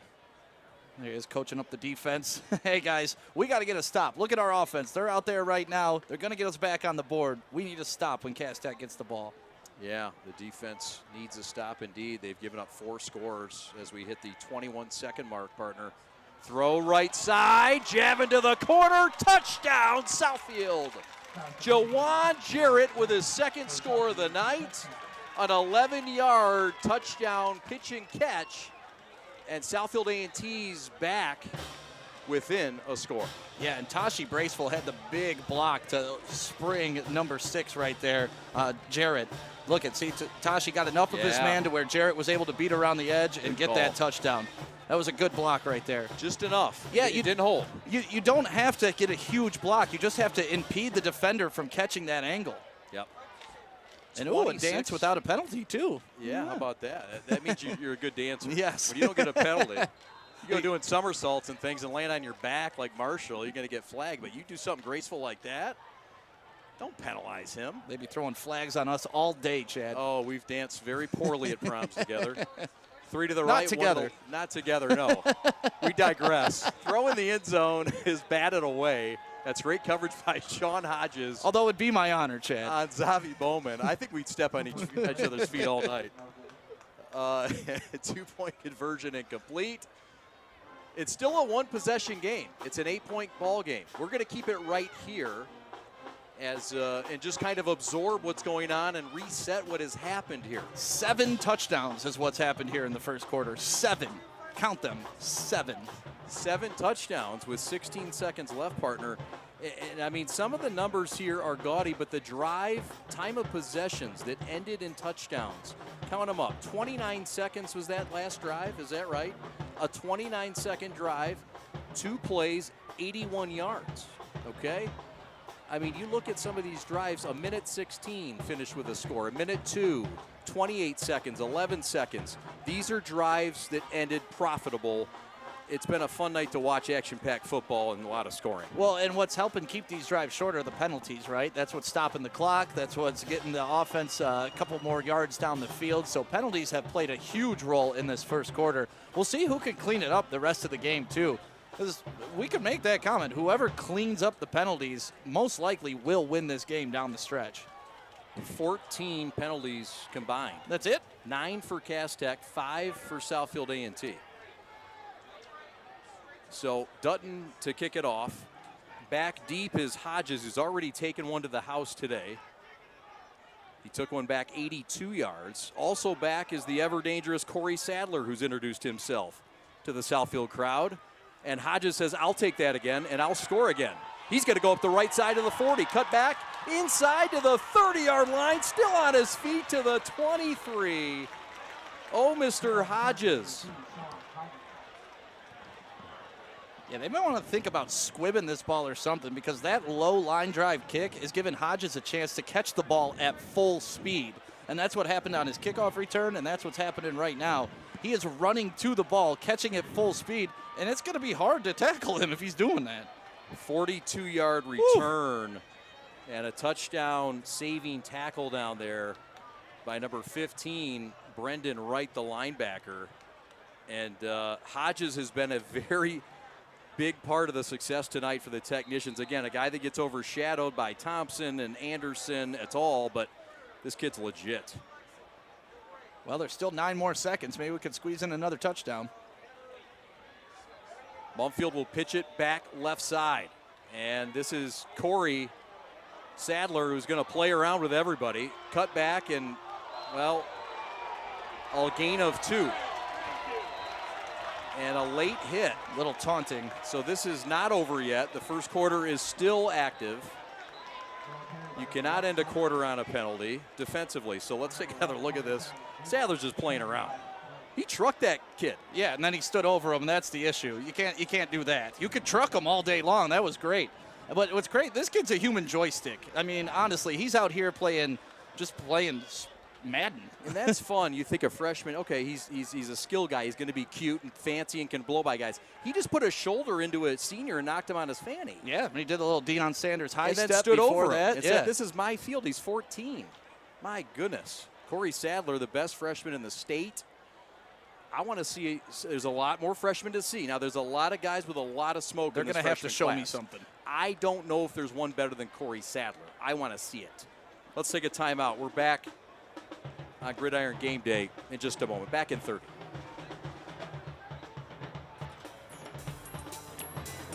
What rhymes with great? Participate. Where does greatness start? Here, in the classroom. On the diamond. In the pool. On the field. Where will your greatness take you? To better grades. To more friends. Yeah! Be great. Participate!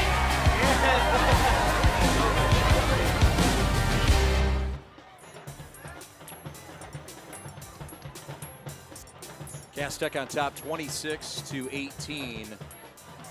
It's a one-score lead, an 8-point lead. Cass Tech with it. And we will start the second quarter here. We'll go down to Lexi in just a moment. It was sort of a quick end of a quarter restart. Well, I didn't think that first quarter would end on a penalty like that. No, I did not think so. And we'll get back in a moment. Back to pass Mumfield, looking right side in between, and that ball's intercepted. Intercepted at the 21-yard line. A high point pickoff for Jalen Todd, who was just offered by the University of Michigan last week.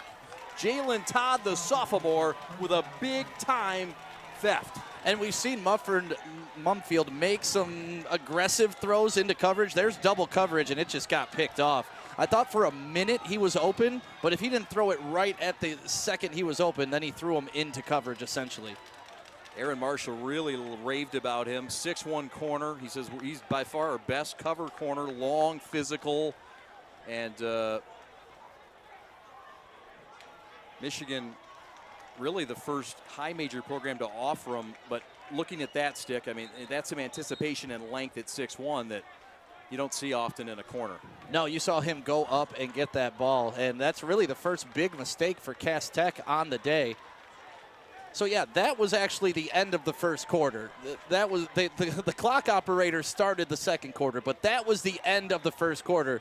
And what a way to end that first quarter. 7 touchdowns, 8 touchdowns. Not who could keep count, but we are live here at Lawrence Tech University. We'll be back.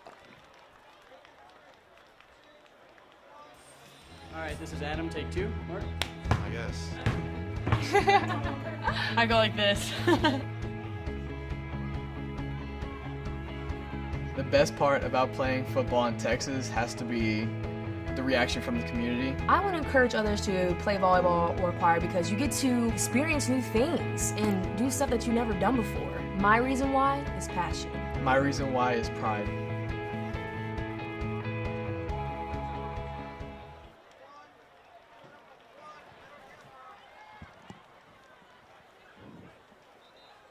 Welcome back to Southfield A&T. Let's go down live on the field to Lexi Ayala, the third member of our crew who we've waited all night for.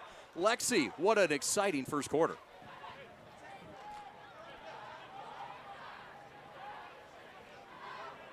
Thanks, Chad. Right now, I'm standing in front of a sold-out crowd for the first week of high school football as Cass Tech leads Southfield 26-18. If the technicians can hang on to this lead, head coach Marvin Rushing told me he'll be wearing the same exact outfit every game day. He'll take the same exact route to school every game day, and his team will eat at the same restaurant for every pregame meal. But what I'm wondering is, will Cass Tech skip every game's warm-up as they did today and got a delay of game? I'll be sure to ask him after post-game. Chad, back to you.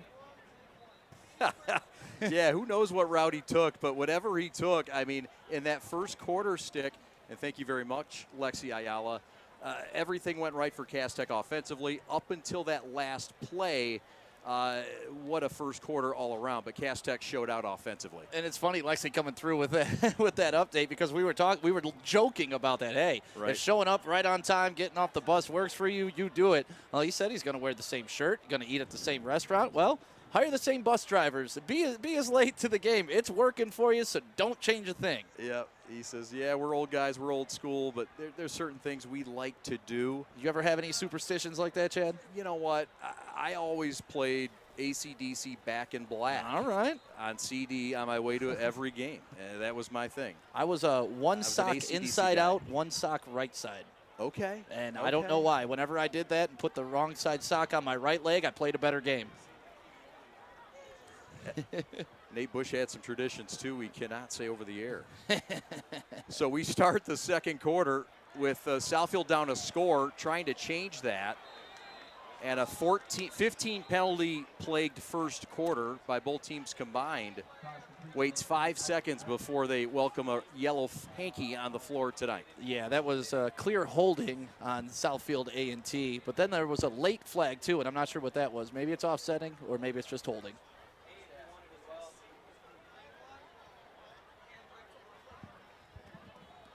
That's definitely on Southfield A&T. So that'll back him up to the 10-yard line.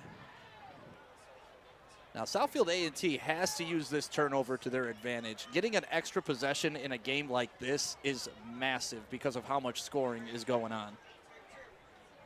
Backed him up. This is an offense that has shown the ability to really chip away. Slant over the middle again, caught. Gain of 4 yards on the play. Catch is made by Jarrett, the transfer from River Rouge. Again, 2 returning receivers in Dunton and Braceful, very good. It got even better when Xavi Bowman and this kid, Jarrett, came over from River Rouge. Yeah, and that's what you do. If you're trying to build a program, you got to keep adding to it. You know, you can't just be sitting tight, hoping your freshmen come along, hoping your sophomores come along. If you can get a couple of these key transfers into your program, it definitely expedites the process. Timeout on the field. We'll take a timeout with them. So, with 11:16 to go, just underway in the second quarter, in a first quarter that saw 7 touchdowns. Woo! What do we have in store here? We're coming right back to Gridiron Game Day right after these. What rhymes with great? Participate.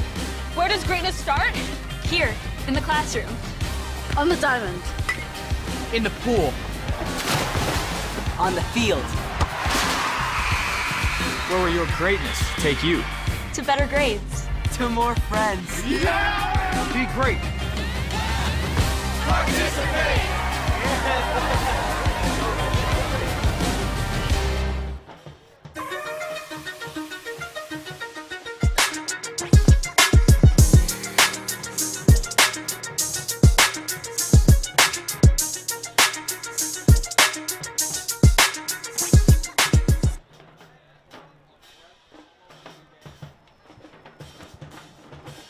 Sam Stick, Day, and Chad Bush are with you high atop Blue Devil Stadium in Southfield, Michigan, the home of the Lawrence Tech Blue Devils.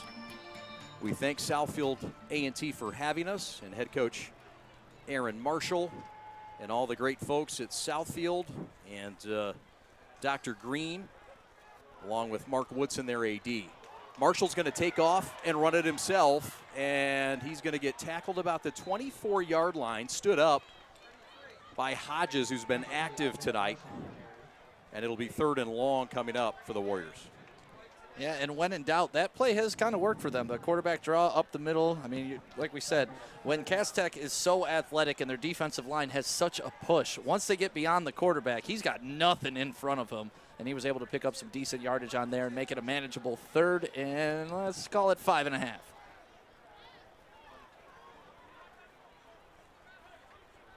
So the passing game tonight for the Warriors has been effective. We'll see if the line can hold here. Remember that defensive line for Cass Tech with Thompson up there. 3-man rush this time. Marshall looking right side, got to out route and overshot him. Just a little bit wide, had him open 2-stick, and it's going to be 4th down for the Warriors. Yeah, if you're Southfield A&T, you're kicking yourself. Not only did you get an interception to force that possession, just tough. You provide protection for your quarterback, and then Dunton is open. He just couldn't get him the ball. That's a tough pass, too, because you're going from one hash mark all the way clear to the sideline. That is a tough pass, but if you want to beat a team like Cass Tech, you got to make those plays. Yeah, and it's one we've seen Marshall complete. Yeah, he's got the arm strength. He does. Yeah. So Dunton will kick the ball away, and Corey Sadler's back there salivating. It was blocked last time. This one's going to roll, and Sadler's going to pick it up. This freshman not scared. Right side 50, 45, and out of bounds. And a tackle late for some reason. That's just unbelievable. 7 yards out of bounds, and he tackled him. I don't understand that one. It looked like he was just holding on to him, and then they kind of tripped up and fell, but you got to let him go as soon as you cross into out-of-bounds territories. Brandon Wright gripped him up, had a nice wrap on him, but you got to let him go as soon as you cross that white line. Sadler picked it up at the 45. Let's see. See, he's just kind of holding them, then they trip.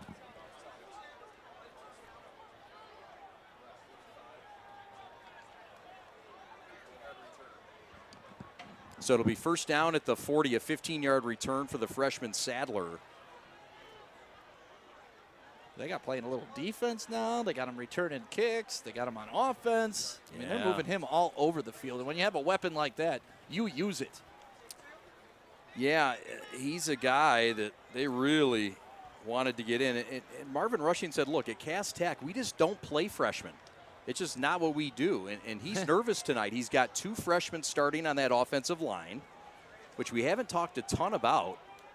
But we'll talk a little bit more. So freshmen playing at Cass Tech, you got Khalif Canty, a left tackle, true freshman. Jelani Walker, the right guard, is a freshman.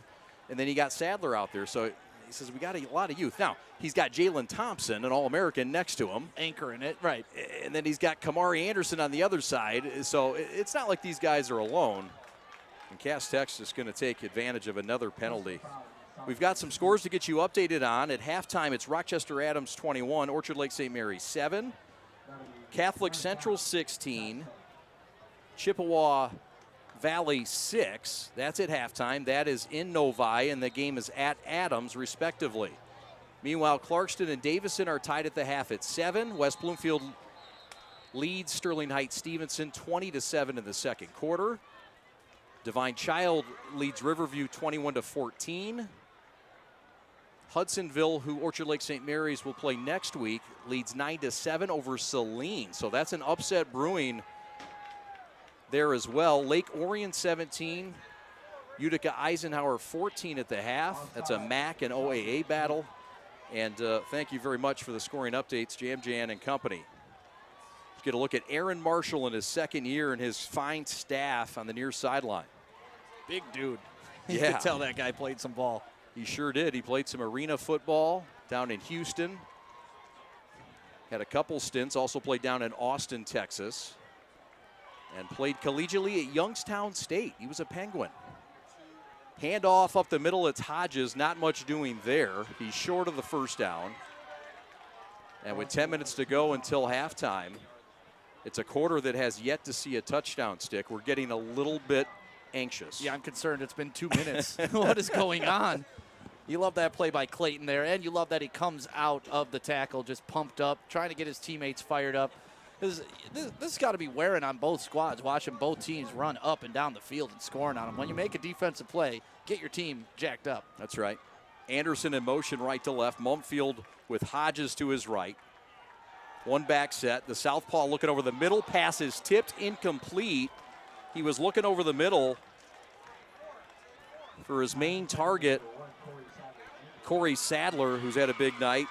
And it was broken up by Jaden Bush, the senior strong safety, who made a fine play here, Stick. Yeah, that was a great play because this is a completed pass. I mean, Sadler's got it right in his hands, but Bush was able to cut right in front of it, get a fingertip on it, and break up the pass. Also in on there was Jordan Melton, a sophomore linebacker.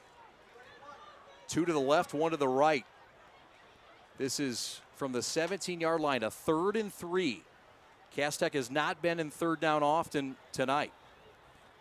And they've been perfect. They're 3-4-3. Throw left side, Anderson, the Cincinnati commit. Up the left side for a first down. Outside the numbers. And a nice gain. Move the chains. Cass Tech perfect on third down tonight. Kamari Anderson, a nice option on third down. Yeah, and that's the same play they ran earlier in the game, a little misdirection. You leak your tight end running across the formation, back out the backside. And it's a nice free 3-5 yards anytime you want to do that, especially with a guy like that size. All he's got to do is fall forward for 3. Yeah, big kid. But same play, run it again. Yeah. That's what my dad used to say, run it till they stop it. Your dad was a good coach. He was the a Braves. hell of a coach, yes. Yep. Coach the Walled Lake Braves system. at Orchard Lake St. Mary's. Is that right? Did he coach at St. freshman. Mary's? Is that right? Freshman. Okay. I did not know that. That's awesome. He would never coach me, though. He would No? always stay a year behind me. Yep, he never wanted to coach me. Oh, God bless him. There's another penalty, partner. And that yellow thing on the field. Yeah, these officials are going to have to ice their arms after the game. Man, we might need some ice. It's getting hot up here. It's gotten hotter as the night's grown on, it feels like. Sticky. Yeah, a little sticky situation. But the officials, to their credit, I mean, they've done a great job tonight. These are a lot of penalties, but all of them are pretty blatant penalties that they've been calling, so you can't let those go. No, you got to do your job, and the officials have done that tonight. 2 to the right, 1 to the left. Anderson in motion, right to left from the left hash. I'd watch Anderson again. Play action. Looking right and short of the intended receiver and incomplete. Yeah, I'm looking for Cass Tech to kind of steal a play out of Southfield A&T's book and go over the middle. We haven't seen much over the middle plays for them. The only thing we've seen is them working the edges. I think right now, big number 15's got an opportunity to catch a pass over the middle. Seems about time for him. And he's a big body guy, and yeah, just throw it up, you know? You wondered if Jalen Thompson was going to join him down in Natty, the Natty as they say, and you know, join forces. Brady Drogosh and De La Salle headed there. I mean, he went to Michigan State, and Thomas Wilcher, the former head coach at Cass Tech, who Marvin Rushing took over for, is at Michigan State. There's no coincidence there. Play action over the middle, passes picked off again, intercepted. Nigel Dunton with an INT.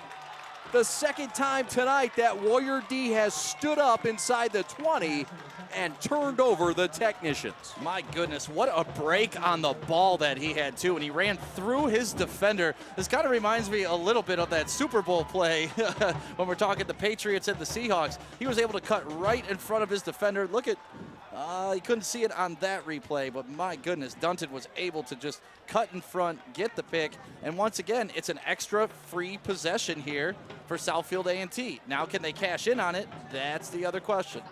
Yep. Great point. 8:29 left. Turnovers forced. And here comes this A&T offense. An offense tonight that 10 rushes for 127 yards. That is a promising number for a team that came in with an MO of just really being able to throw the football. Yeah, a lot of that's come from the quarterback. So that's you'd like to see more of those yards out of the running back, but we'll take them however you can get them. There's a comeback route that was not timed well. It was covered well by Hodges. Some contact with Braceful, but nothing to get a penalty over as we look inside the defensive huddle. The defensive huddle for Southfield. And they've got new leadership. Does Southfield on that defensive side. Deshaun Franklin was the defensive coordinator last year for Aaron Marshall. It's Rocco Foggio who's taken over as the DC this season. A&T from their own 11 up the middle, and Burt, who has found little room tonight, scampers for just one. Yeah, big number 55 was making sure that play was not going to develop the way they hoped it would. He was able to get in there and make a tackle.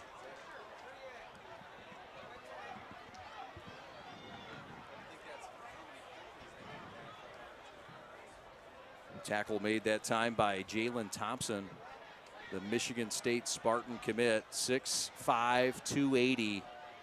And Coach Mel Tucker's getting a champion up there. Yeah, Mel Tucker's building a great program. Just the energy and the vibe that he brings. Building something good there. Back to pass, comeback route is caught. That's Tashi Braceful. It's caught for a first down. Tashi needed 11, and he got enough. Up to the 24. Nice pitch and catch here. You saw Southfield A&T try to do that earlier, too. Move the pocket, give your quarterback a little bit more time. Because we talked about those big defensive ends. But you reestablish the pocket, make a move, nice little comeback timing route. That's almost stealing for Southfield A&T. Yeah, nice look there at the hands catch. Good shot, guys. Ball on the 24-yard line, 1st and 10 for the Warriors. Slant route caught again. Jarrett on his feet still. On his feet outside the numbers. Across midfield. And out of bounds inside the 40 to the 39. How about it? A 36-yard completion from Marshall to the transfer from River Rouge, Javin Jarrett.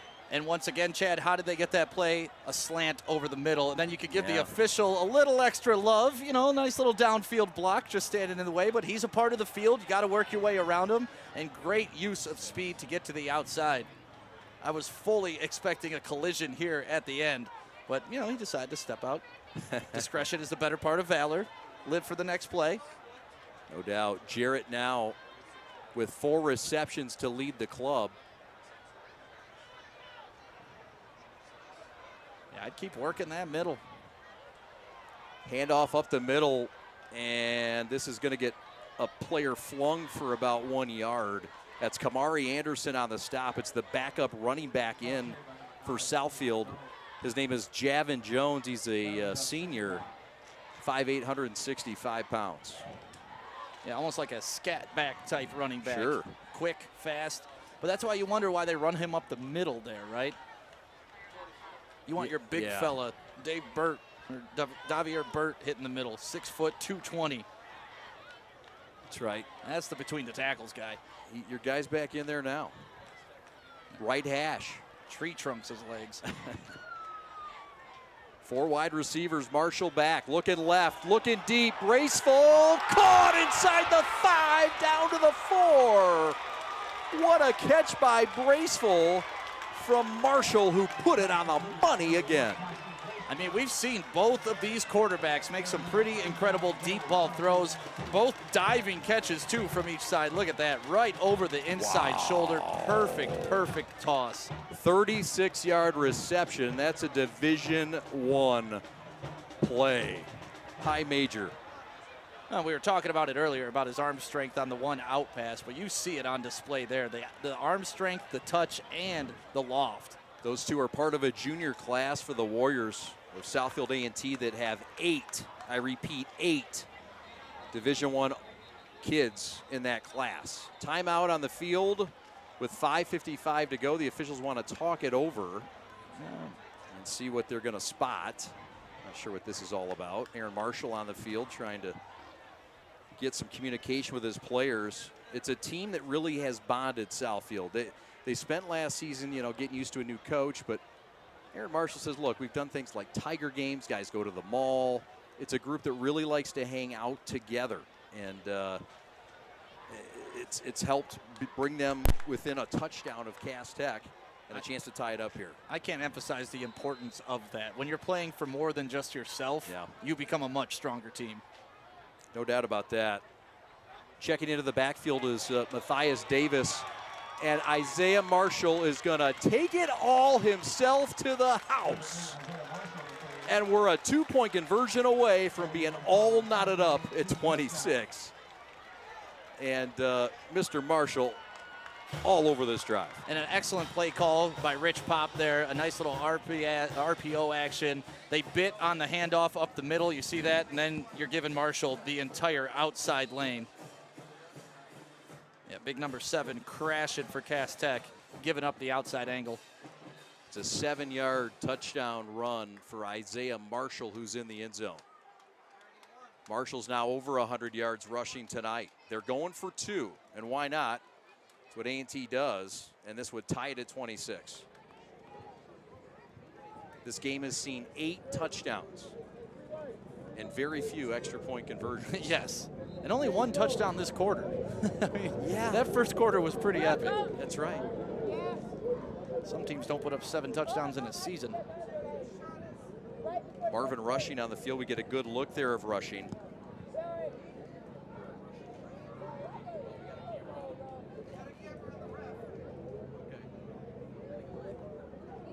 Looks like they're trying to figure out exactly where to do this extra point from.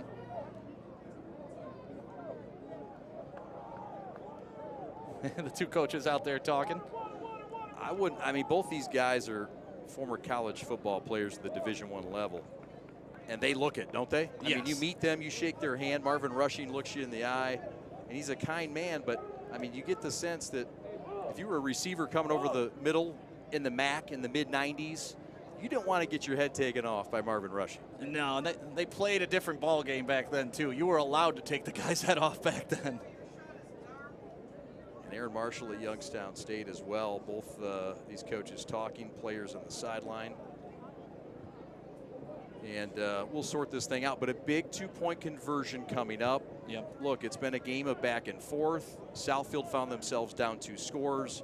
How important is it that they've come back, answered, and shown that they can compete with a team that's thought to be maybe a top 10 team in the state of Michigan. Yeah, and the defense giveth, the defense taketh away. That's kind of been the thing for Southfield A&T. Luckily, they've been able to get those 2 interceptions, kind of stymie Cass Tech from scoring the ball, and it's kept them in this game. Granted, they were a sieve in the first quarter, but getting 2 turnovers here in the second quarter, or at the end of the very first quarter and here in the second quarter, really has shifted this game. Yeah. Again, last year, Southfield started the year 2-1. They lost the opener to Cass Tech. They lost by 4 scores, 49-22. But then they came back in a game that we called, and they knocked off Birmingham Groves in a big win. Yeah. And then they came back and beat Lake Orion, and Southfield was 2-1. And they didn't win again the rest of the year. And that's surprising to me because when we watched them earlier in the season, they looked like a young, up-and-coming team. But sometimes seasons can get away from you. Injuries happen. You know, momentum falls away from you. And I'm just trying to figure out what is going on here with the officials right now. This guy with the blue lanyard's important. I don't know who he is, but he's making some decisions out there. Yeah, that's part of the LTU field operations staff that was generous with us. They are asking all spectators to leave the premises. Okay. Is there lightning in the area? Well, all right. Well, we'll take a timeout and try to sort this thing out. And we'll be back on Gridiron Game Day in just a moment.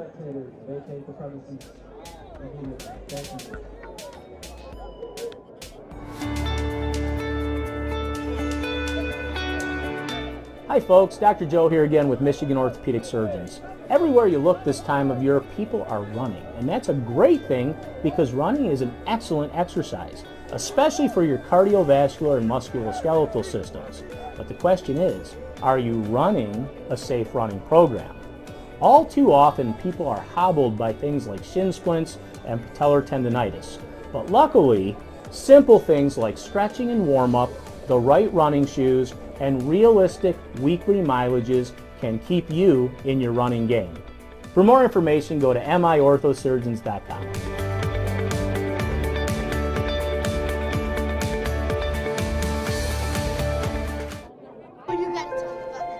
The innocence of youth. Is there anything any better? But soon they'll be in high school and facing all the same challenges you faced. How to make friends, how to fit in, how to be cool. We want our children to have everything they'll need to live fulfilling and productive lives. Make sure the kids in your family are among the more than 300,000 participants here in Michigan who take part in high school sports.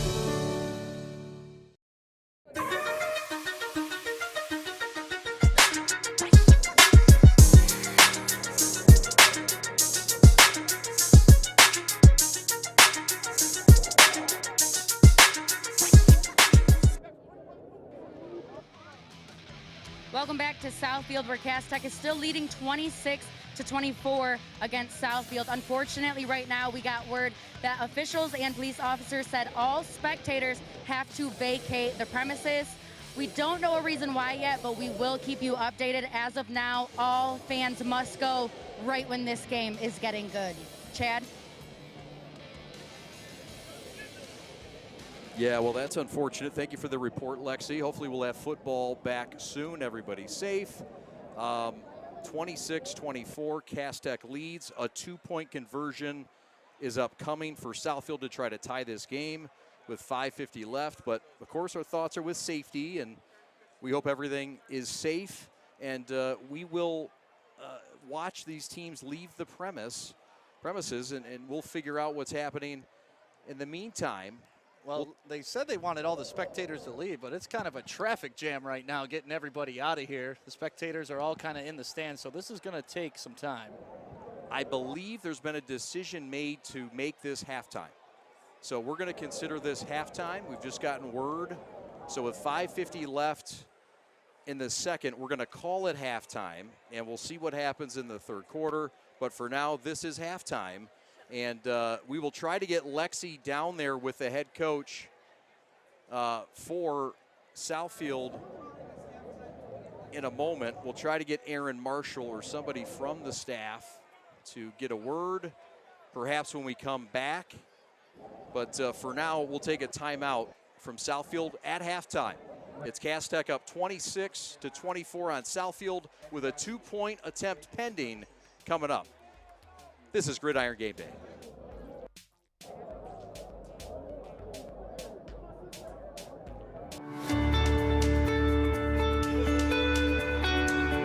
Hi folks, Dr. Joe here with Michigan Orthopedic Surgeons. We all know that our wives and daughters deserve special attention, but that's especially true when it comes to their knees.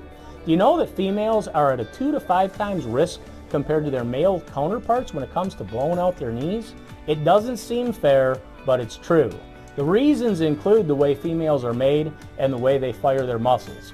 But fortunately, there are injury prevention programs out there that can greatly decrease this risk of injury. And if you do know a female who blows out her ACL, don't despair. We have neat, innovative, minimally invasive ways to fix their knees and get them back onto the field. For more information, go to miorthosurgeons.com.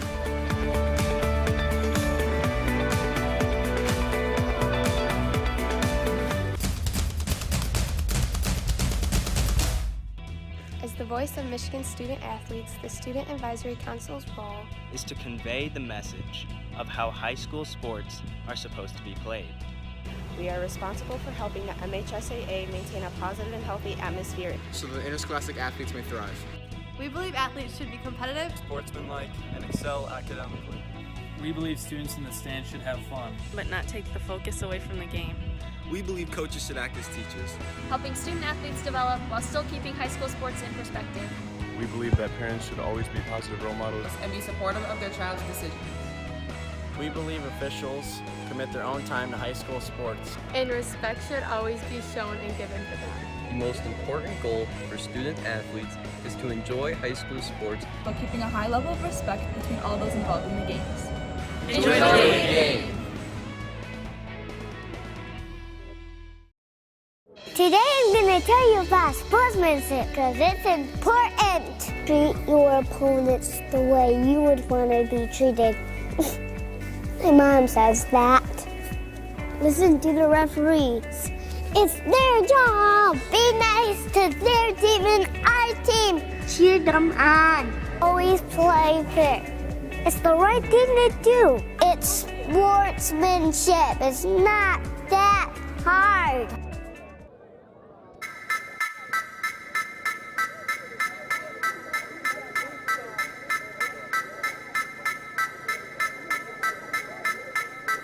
They say that this is a game of inches, but I disagree. This is a game of desire and will. 4 quarters of epic drama that plays out in real time, right before our very eyes. And every season begins the same way, with a desire to win. Those with the will to put in the effort and time put themselves in the best position to achieve their desire. This is why we go to work early and come home late. Why we go so hard and why we put in all these hours. Because we have a desire to be great and the will to become everything we dreamed of and more. So when the drama's thick and it comes down to just those few precious inches, we have no doubt what the outcome will be. Because we have the will to outwork anyone to get what we desire. It doesn't matter if it's inches or 100 yards. We want it more, and we're going to take it. That's game.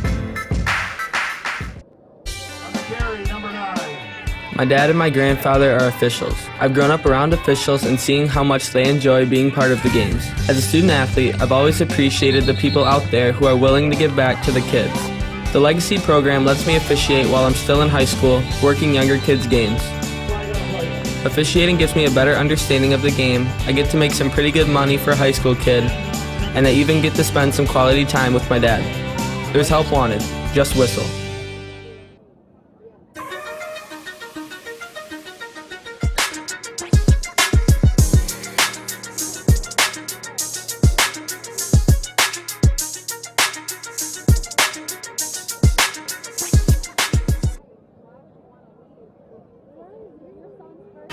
What rhymes with great? Participate. Where does greatness start? Here, in the classroom. On the diamond. In the pool. On the field. Where will your greatness take you? To better grades. To more friends. Yeah! Be great. Participate!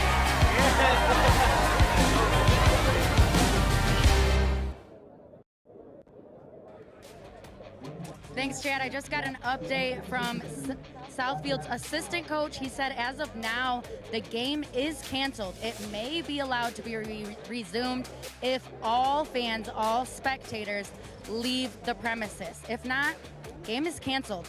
Chad? Thank you, Lexi. Well, it sounds like a suspension at this point. Not canceled yet, but they are going to put it on pause. It's postponed. It still may restart, I believe. We will. Yeah, I think it's really up to the fans. If they're going to cooperate and leave, they will let the game go on. But if they're just going to kind of hang out and not listen, then I think they got to cancel the game, unfortunately. And this has been a great game to watch, too. I mean, we've gotten enough touchdowns for an entire four-quarter game.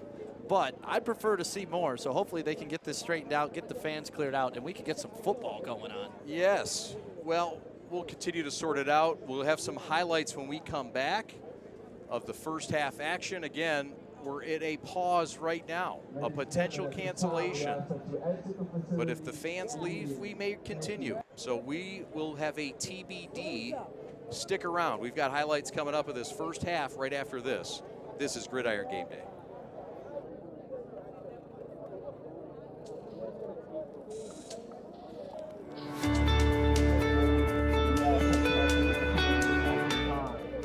Hi folks, Dr. Joe here again with Michigan Orthopedic Surgeons. Did you know that kids are not little adults when it comes to sports injuries? That's because of something called the growth plate. Growth plates exist all over the human body in our growing athletes. They're actually little cartilage discs that exist at the end of all the long bones. It's simply where a kid grows. The problem is that the growth plate can be the weak link. What might be a sprain, a strain, or a tear in an adult when they hurt themselves can actually be a growth plate fracture in a kid.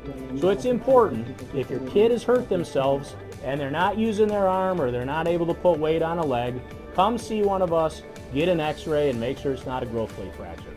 For more information, go to miorthosurgeons.com.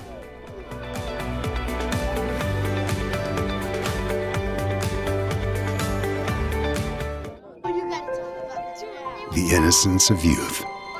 Is there anything any better?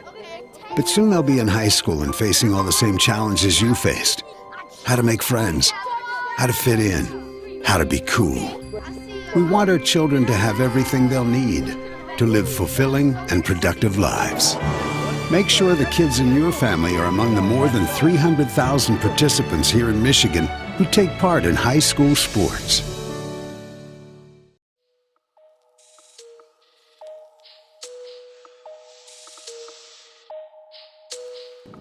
We are at halftime, and Cass Tech up by 2, 26-24. Again, there's 5:50 left in the second. There was an altercation in the stands. They have asked for everybody to leave the premises, and we will have football. If they do not, then we will not. So that's what we've been told. In the meantime, stick around here on the prep. We've got highlights of the first half coming up now. We start with Leishawn Mumfield to Javin Sewell. This was the first touchdown, and there it was. What a catch. Amazing catch, too. Sewell from Mumfield, 31 yards, 9:24 in the first. I didn't see the little double hitch, too, on that throw right when he threw it. My goodness, that pass gets more and more impressive as I watch it. Then Isaiah Marshall with a quick hitch route to Jawan Jarrett. That was a 15-yard touchdown with 8:39 to go in the first. 6-6, extra point no good. Then Hodges got loose. And he went in for the touchdown. Big block punt here. And that's really what set Cass Tech up to take the lead in this game. Then you get Mumfield here on another great other side of the field, wide open, beaten cover 2. Easy touchdown for Cass Tech. That was Cassius who got in the zone. Nice little dance as well. Yep. 18-16 at that point. Then Isaiah Marshall said, hey, time for me to take over. And he took off and ran one in himself. Yeah, the first of 2 in the second half. But you look at here, great run up the middle, plants his foot, beats the middle linebacker, and then little somersault in the end zone. Penalty, but worth it for the touchdown. That score made it 18-12 Cass Tech. The technicians would come right back, and Mumfield would get it to Corey Sadler. And he would stick one from deep. Sam Day. Yeah, gonna steal a little from Mark Jackson on this. There goes that man. He went all the way across the field using his speed and getting across. It was a 60-yard touchdown. Extra point, no good, 26-18, and then Cass Tech would come back again. Corey Sadler with a touchdown. Throw right side, and Jawan Jarrett would take it in from 11 yards out. That would cut it to 1 score. Is that the gritty? It's coming out, man. It's cost each team about 30 yards in this game. Pick over the top. This is Todd, the Michigan offer of recent. And another pick here, back-to-back, that was Dunton. And then Isaiah Marshall would run in for his second touchdown run of the game from 4 yards out, 26-24, with 5:50 left until halftime. And that's when they stopped things here in Southfield. Yeah, and Isaiah Marshall on that play, that was after a 35-yard completion to get him down into the red zone. Another great throw. Both quarterbacks have been really playing well. I mean, obviously, Cass Tech quarterback, a couple interceptions. That has really kept Southfield A&T in the game. But outside of that, we've seen some really stellar quarterback play, running and throwing the ball on both sides. We really have. And right now, Cass Tech up by 2 again. 5:50 left in the second quarter. Play has been stopped. They're calling this halftime. Lawrence Tech has asked that everyone leave the premises. Everybody, except for us. All spectators. And the players. Yep. And we could have a broadcast for everybody. And y'all could watch it in the parking lot or wherever you want. We'll carry it for you. I know it's not as fun, but it's not bad, I promise. Anyway, we thank you for watching. We are The Prep. We'll have this live in demand every week and twice next week. Orchard Lake St. Mary's will host Hudsonville on Thursday, and then on Friday we will have the contest between Warren De La Salle, #1 ranked, and beating Renaissance right now, as they welcome in from the west side of the state, Muskegon. Yeah, I will be here on Friday working as well with you. I don't know about with you on this game, but we'll be out here as well doing some live broadcasts. A lot of smoke for that game. It's going to be a big, big game, and Lawrence Tech has been nothing but hospitable, not only to you here with the Prep, but when we're going to come down here next Friday as well and do some live broadcasts. So really excited. A lot of scores to get to. We'll report those right after this. 26-24, Cass Tech over Southfield A&T in an exciting first half that's come to a halt, unfortunately. Stick with us. We're The Prep. This is Gridiron Game Day.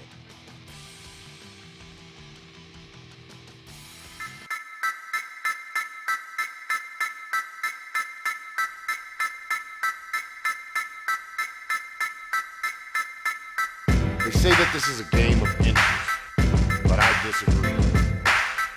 This is a game of desire and will. 4 quarters of epic drama that plays out in real time right before our very eyes. And every season begins the same way, with a desire to win. Those with the will to put in the effort and time put themselves in the best position to achieve their desire. This is why we go to work early and come home late. Why we go so hard and why we put in all these hours. Because we have a desire to be great and the will to become everything we dreamed of and more. So when the drama's thick and it comes down to just those few precious inches, we have no doubt what the outcome will be. Because we have the will to outwork anyone to get what we desire. It doesn't matter if it's inches or 100 yards. We want it more, and we're going to take it. That's game.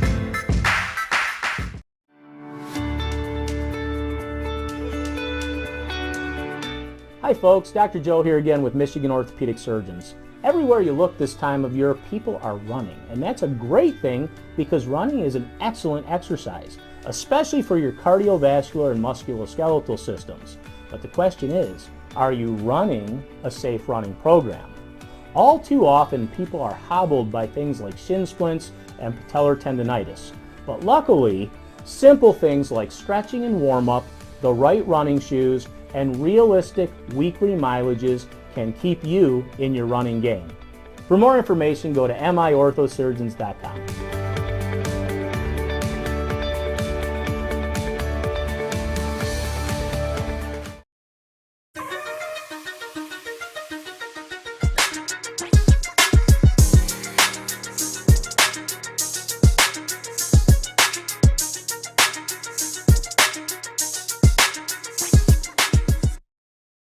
Today I'm going to tell you about sportsmanship because it's important. Treat your opponents the way you would want to be treated. My mom says that. Listen to the referees. It's their job. Be nice to their team and our team. Cheer them on. Always play fair. It's the right thing to do. It's sportsmanship. It's not that hard.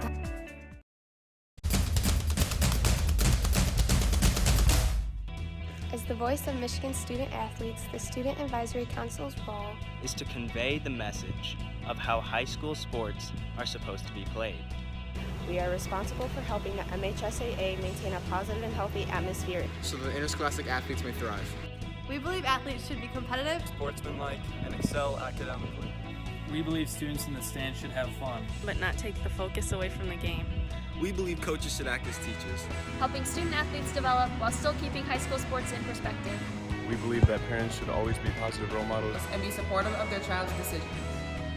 We believe officials commit their own time to high school sports, And respect should always be shown and given to them. The most important goal for student athletes is to enjoy high school sports but keeping a high level of respect between all those involved in the games. Enjoy the game.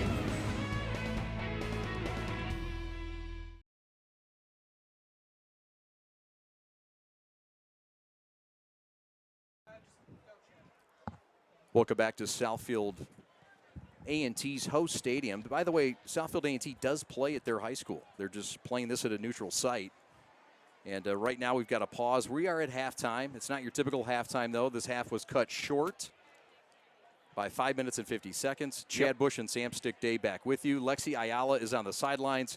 She's got a report of what is going on. Lexi, can you tell us what the latest is of this delay? Are we staying or are we going, partner? Thanks, Chad. Yeah, I have an update. I talked to the officials, and they said as long as we can clear out what's outside in the parking lot, all of those people, the game can be resumed with some of these fans still left in the stands. The police officers said they can control this amount of spectators. However, if the crowd outside doesn't leave, there have been some weapons spotted by spectators. We're not sure if that's confirmed or not yet, so they don't want to let any athletes out onto the field to resume this game. If the game is canceled, the officials said they will not make a decision on a reschedule or not. They have to take that up with the state association, and then the state association will decide if the game will be rescheduled. If it will be resumed tomorrow or Saturday. Chad, that's all I got for you right now, but I'll keep you updated the more I get. Thanks so much, Lexi. Great report, very detailed. I appreciate that. Very good job. And so we will wait and see what happens. And it's a performance-based requirement to continue with football. And there's a couple of police officers in the stands right now. And at first they were trying to usher some people out, but now it looks like they're letting a couple people stay, a couple people sit down. And it really looks like they're just trying to usher out the younger end of the crowd. They're letting the parents stay at this point. Well, in the meantime, we are going to get you updated on some scores of some games that have gone final and some games that are at halftime and so on. There is a final down in Detroit earlier today. Macomb Dakota from the MAC took out Brother Rice 21-7. So Brother Rice lost by 2 touchdowns to Dakota. It's redemption for what Rice did to them last year in Macomb. It's a 2-touchdown win for Dakota and Coach Bauer. Meanwhile, Eisenhower with a 3-point lead in the third in Lake Orion. Bit of an upset perhaps brewing in Dragon Country. as the return of Chris Bell, the head coach for Lake Orion this year as well. South Lyon 27 and Walled Lake, I don't know, 0. I believe it's Western. I think it's Western. There's 3 of them now. There were only 2 when I was growing up. There are. I think it is Northern. South Lyon 27, Walled Lake Northern 0. That's at halftime. Walled Lake Central getting shut out at the break by Waterford. Mott 18-0. Mott with some smoke this year. They might be one of the top 10 teams in Oakland County. West Bloomfield, a big lead on Sterling Heights Stevenson, 34-7. That's at halftime. Walled Lake Western 31, South Lyon 20. That may be a bit of an upset against Jeff Henson's South Lyon Lions. That's at the break. Romeo 21, Oxford 7, 2-touchdown lead in the fourth quarter. For Romeo, a team we broadcasted last year, of course, Oxford just getting back to playing is important for that team and that school. They're down 2 touchdowns, but they are back playing in Oxford, and that is important. We've got an update from Rochester Adams, and Adams all over Orchard Lake St. Mary's, 35-7. That was once a 14-7 game, and Adams has rattled off 21 straight at the end of the third. They lead 35-7. That's your scoreboard update. This is Gridiron Game Day, and we are coming back, hopefully, with football soon enough. Stay tuned to the prep. Thanks for watching. Back after these.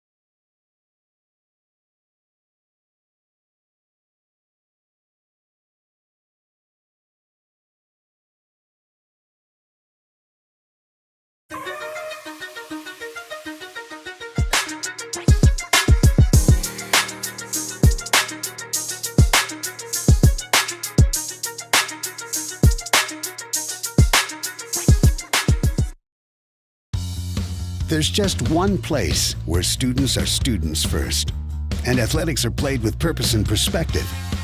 That place is your local high school. High school sports offer more than the joy of competition. Studies show that student athletes are also likely to enjoy greater levels of achievement in other areas of their lives, including academics. High school sports, a winning part of a complete education.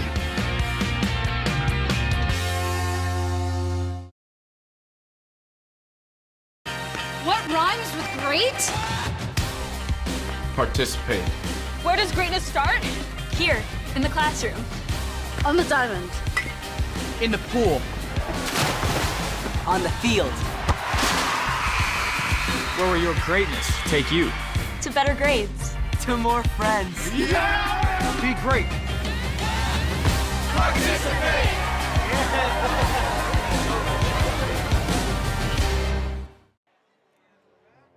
Welcome back to Lawrence Tech University. My name is Stick Chad Bush. Want to kind of find out what's going on here. Interesting turn of events, about 5:50 left in the second quarter. They stopped the game as Southfield A&T was going for a 2-point conversion to tie up the game.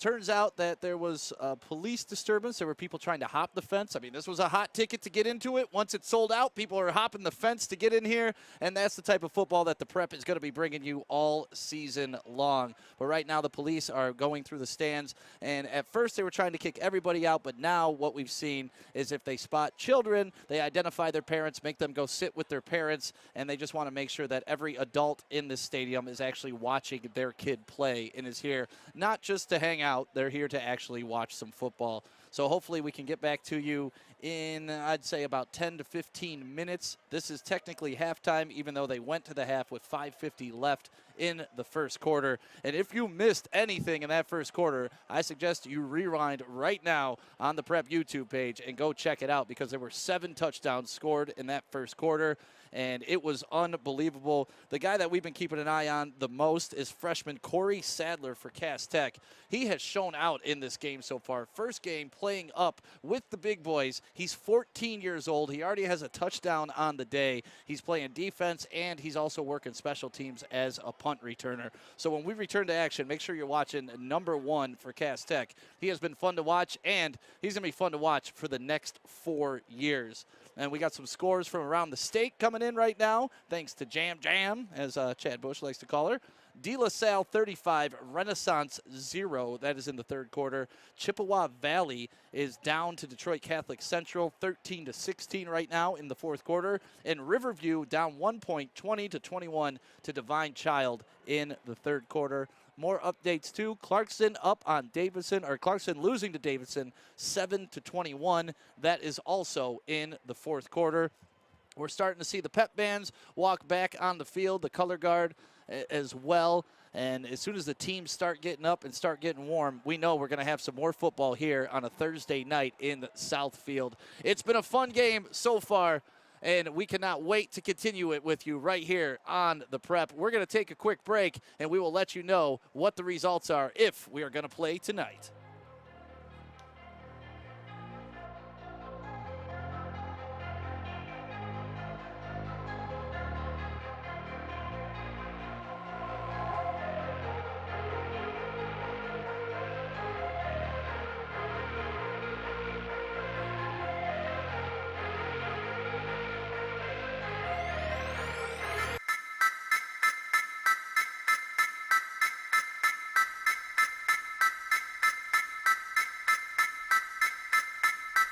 They say that this is a game of inches, but I disagree.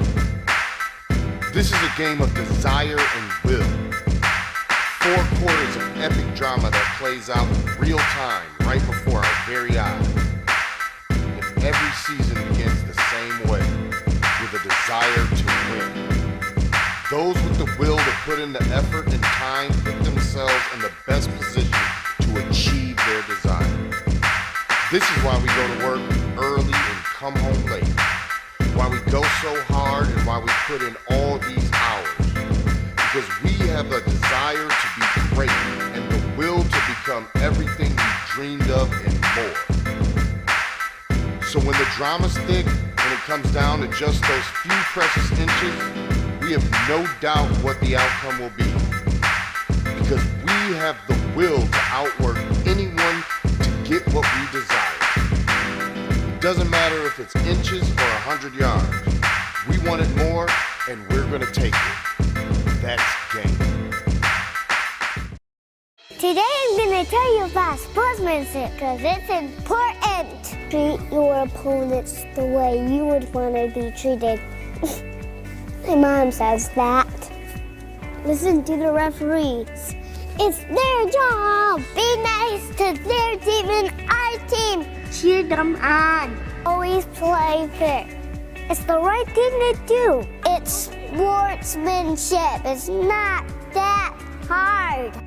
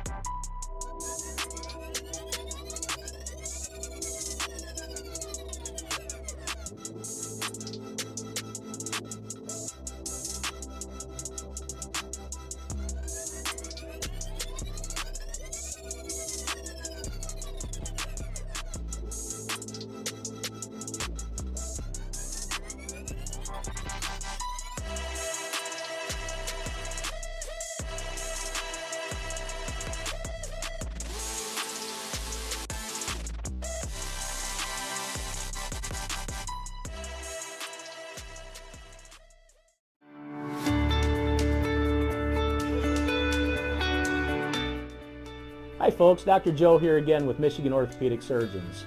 Did you know that kids are not little adults when it comes to sports injuries? That's because of something called the growth plate. Growth plates exist all over the human body in our growing athletes. They're actually little cartilage discs that exist at the end of all the long bones. It's simply where a kid grows. The problem is that the growth plate can be the weak link. What might be a sprain, a strain, or a tear in an adult when they hurt themselves can actually be a growth plate fracture in a kid. So it's important, if your kid has hurt themselves and they're not using their arm or they're not able to put weight on a leg, come see one of us, get an x-ray, and make sure it's not a growth plate fracture. For more information, go to miorthosurgeons.com.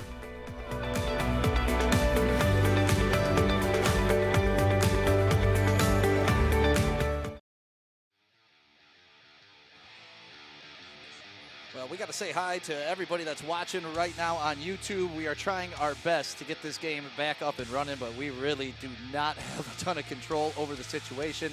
Things inside the stadium have kind of calmed down a little bit. Someone just got a free ride home from the Southfield police on the outside of the fence, so not sure what's happening out there, but we are trying to get things back going. It appears that they are allowing some people to stay in the stands. As long as you're a parent or if you're a child with your parent, you are allowed to stay. Everybody in the chat right now, thank you guys so much. We're seeing some of the reports that you guys are putting in the chat. We cannot confirm nor deny any of those, and we will try to get more information on this for you right now. So thank you guys very much for sticking by us. We promise you that we will get back to football as soon as humanly possible. Both coaching staffs are in the middle of the field right now. If you look just to the right of the 50-yard line, you'll see both coaching staffs lined up right now. They're talking it out. Hopefully they are not talking about canceling this game and how they can make it up. Hopefully they're talking about, hey, let's just wait 15 more minutes. How are we going to get our guys warmed up? And let's finish this game. So we'll try to read their body language from here. Obviously, we cannot hear them, but if you start to see some coaches slouch their shoulders and put their head down, you'll understand that this game will no longer be going on tonight. We hope that doesn't happen. We hope we can bring you the rest of the game because it's football season here in Michigan. Honestly, this is what we wait all year for, the entire staff at the prep. There's 30 of us on site today, so everybody here is anxiously awaiting to get back to where we were. And I'm kind of reading some of the chat right now. Brandon is bringing up some issues. I don't know if any of those are true. All I know is at 5:50, right when they were going to go for the two-point conversion, an official from Lawrence Tech came out, talked to the officials officiating the game, and told them that, hey, this can't happen. We got to stop right now. Looks like we just got a thumbs up from one person running in there. I don't know if the thumbs up means anything good or what they're discussing right now. Maybe we can get Lexi out there to check it out and find out and get another report from her. But hopefully both these teams are fighting to get back on the field because these kids work so damn hard in the offseason. They work so hard at practice. You go through conditioning, and for day one to wind up like this, it's got to feel bad for them. You see the Cass Tech kids just sitting on the sidelines right now, and I don't know. How do you keep your team in a game? I guess is something that you need to ask. If you're a coach right now, what are you telling your kids? Are you telling them, hey, when we get back out there, we're going to be ready to go? And it looks like the powwow is breaking up right now, and they are calling the game. That is the end of the game, folks. We are completely done. The official waved his hands. If you guys want to pull back out to that main shot, the official waved his hands. The officials are now leaving to the top left of the screen, and that would imply that that is the end of the game. I do not know how this ends. Is it an official win, 26-24? Southfield A&T was set up to go for the two-point conversion. I hope that doesn't result in a loss for Southfield A&T. I'm not exactly sure if it's like baseball. After 5 innings, it's an official game. After a first quarter, it's an official game. We'll have to check with the MHSAA to find out how their ruling is on this, or if they're just going to make it up at a later date, maybe at the end of the season, or maybe they play tomorrow night. Who knows? Southfield A&T does have a home field. They are able to play there at their will, so maybe they will set the game up for tomorrow night. We will try to get all that information for you as soon as possible, but it looks like it is over now. The official has waved off. The officials have left the building, and there will no longer be a game tonight. So let that be a lesson to anybody who wants to go to high school football games and ruin them. You ruin this for a lot of people.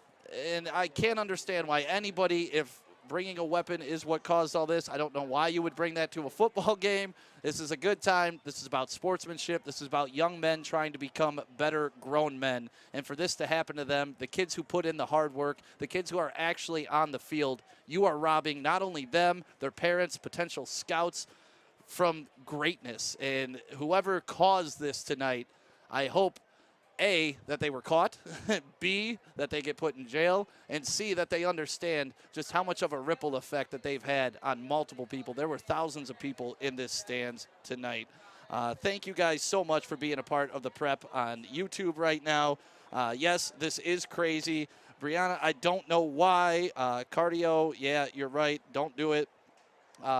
So I'm not sure how they're going to put this game in the book, Solo Vibes. That is the question right now, man. I don't know, because in baseball, like I said, I think it's after 4 innings of MHSAA play. It's an official game. I'm not sure what the cutoff is for football. I've honestly never seen this in all of my years on the planet, and I've been a big high school football fan since before I was in football. It's in high school.